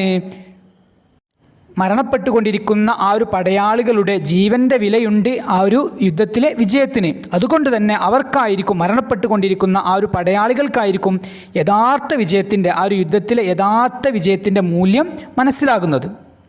ഓക്കെ, ഇത്രയും കാര്യങ്ങളാണ് ഈ ഒരു കവിതയിലൂടെ നമുക്ക് മനസ്സിലാകുന്നത്.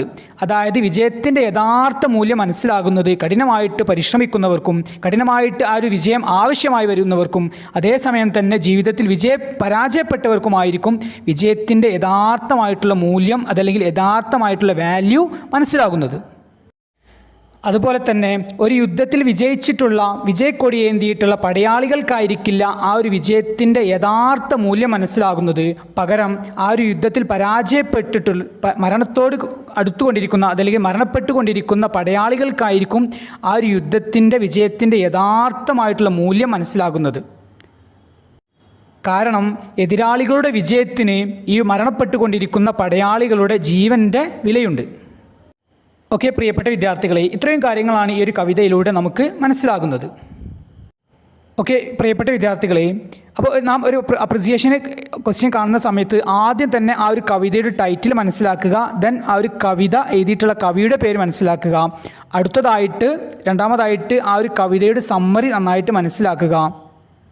ദെൻ മൂന്നാമതായിട്ട് ആ ഒരു കവിതയുടെ സ്ട്രക്ചർ, അതായത് ആ ഒരു കവിത എത്രത്തോളം സ്റ്റാൻസകളുണ്ട്, ഓരോ സ്റ്റാൻസയിലും എത്ര വരികളുണ്ട്, ദെൻ ആ ഒരു കവിതയിൽ ഉപയോഗിച്ചിട്ടുള്ള സൗണ്ട് ഇഫക്ട്സ്, അതായത് റൈം സ്കീം, ദെൻ അലിട്രേഷൻ തുടങ്ങിയിട്ടുള്ള കാര്യങ്ങൾ, സിംബൽസ്, ദെൻ ആ ഒരു കവിതയുടെ language, then figure of speech തുടങ്ങിയ കാര്യങ്ങളാണ് നാം അടുത്തതായിട്ട് അവസാനമായിട്ട് മനസ്സിലാക്കാൻ ശ്രമിക്കേണ്ടത്.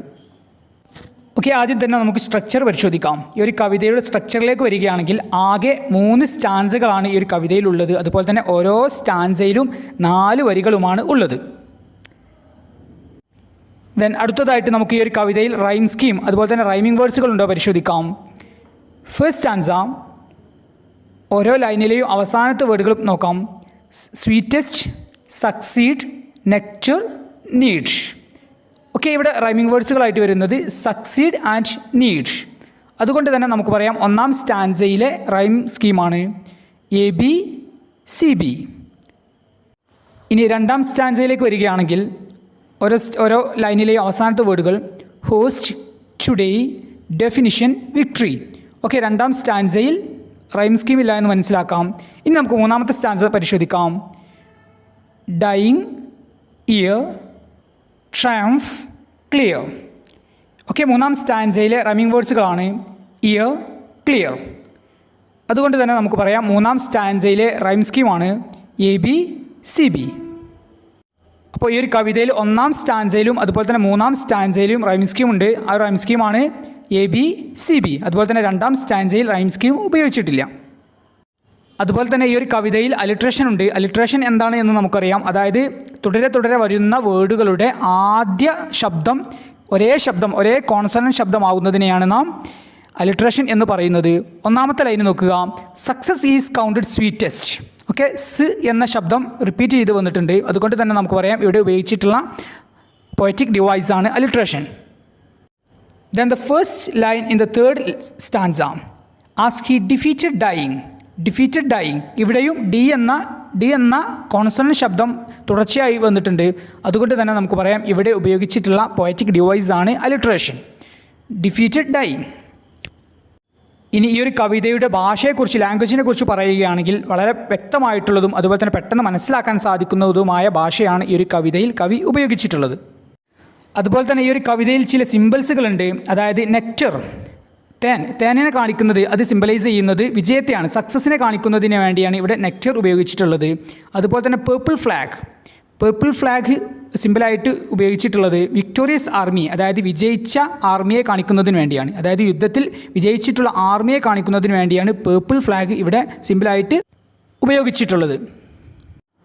ഓക്കെ, ഇത്രയും കാര്യങ്ങൾ മനസ്സിലാക്കിയതിൻ്റെ അടിസ്ഥാനത്തിൽ, അതായത് ഈ ഒരു കവിതയെക്കുറിച്ച് ഇത്രയും കാര്യങ്ങൾ മനസ്സിലാക്കിയതിൻ്റെ അടിസ്ഥാനത്തിൽ നമുക്ക് ഒരു അപ്രിസിയേഷൻ തയ്യാറാക്കാം.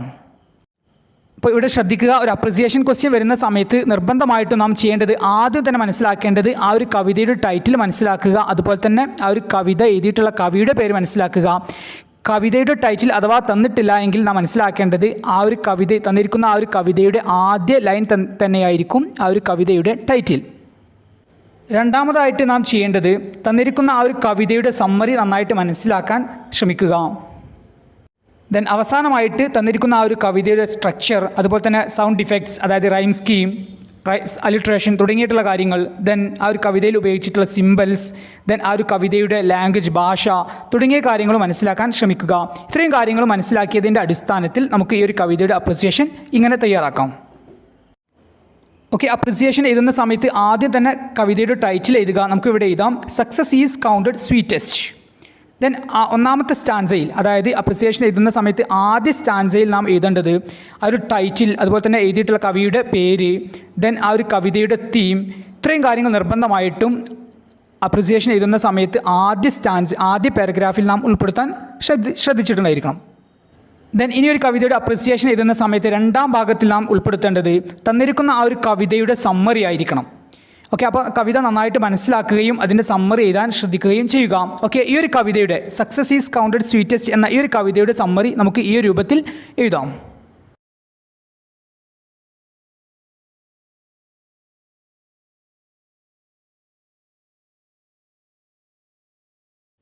ദെൻ ഇനി ഒരു അപ്രിസിയേഷൻ എഴുതുന്ന സമയത്ത് അതിൻ്റെ മൂന്നാം ഭാഗത്തിൽ നാം ഉൾപ്പെടുത്തേണ്ടത് തന്നിരിക്കുന്ന ആ ഒരു കവിതയുടെ സ്ട്രക്ചർ, അതായത് എത്ര സ്റ്റാൻസകളുണ്ട്, ഓരോ സ്റ്റാൻസയിലും എത്ര വരികളുണ്ട്, ദെൻ റൈം സ്കീം, അതുപോലെ തന്നെ റൈമിംഗ് വേർഡ്സ്, ദെൻ ആ ഒരു കവിതയിൽ ഉപയോഗിച്ചിട്ടുള്ള പോയറ്റിക് ഡിവൈസസ്, ദെൻ ആ ഒരു കവിതയുടെ ലാംഗ്വേജ്, ഭാഷ, അവസാനമായിട്ട് നമ്മുടെ അഭിപ്രായം തുടങ്ങിയ കാര്യങ്ങളൊക്കെ നമുക്ക് അപ്രിസിയേഷൻ എഴുതുന്ന സമയത്ത് അതിൻ്റെ മൂന്നാം ഭാഗത്തിൽ ഉൾപ്പെടുത്താം. ഓക്കെ, ഈ രീതിയിൽ നമുക്ക് സക്സസ് ഈസ് കൗണ്ടഡ് സ്വീറ്റസ്റ്റ് എന്ന കവിതയുടെ അപ്രിസിയേഷൻ്റെ മൂന്നാം ഭാഗം ഈ രൂപത്തിൽ നമുക്ക് എഴുതി തയ്യാറാക്കാം.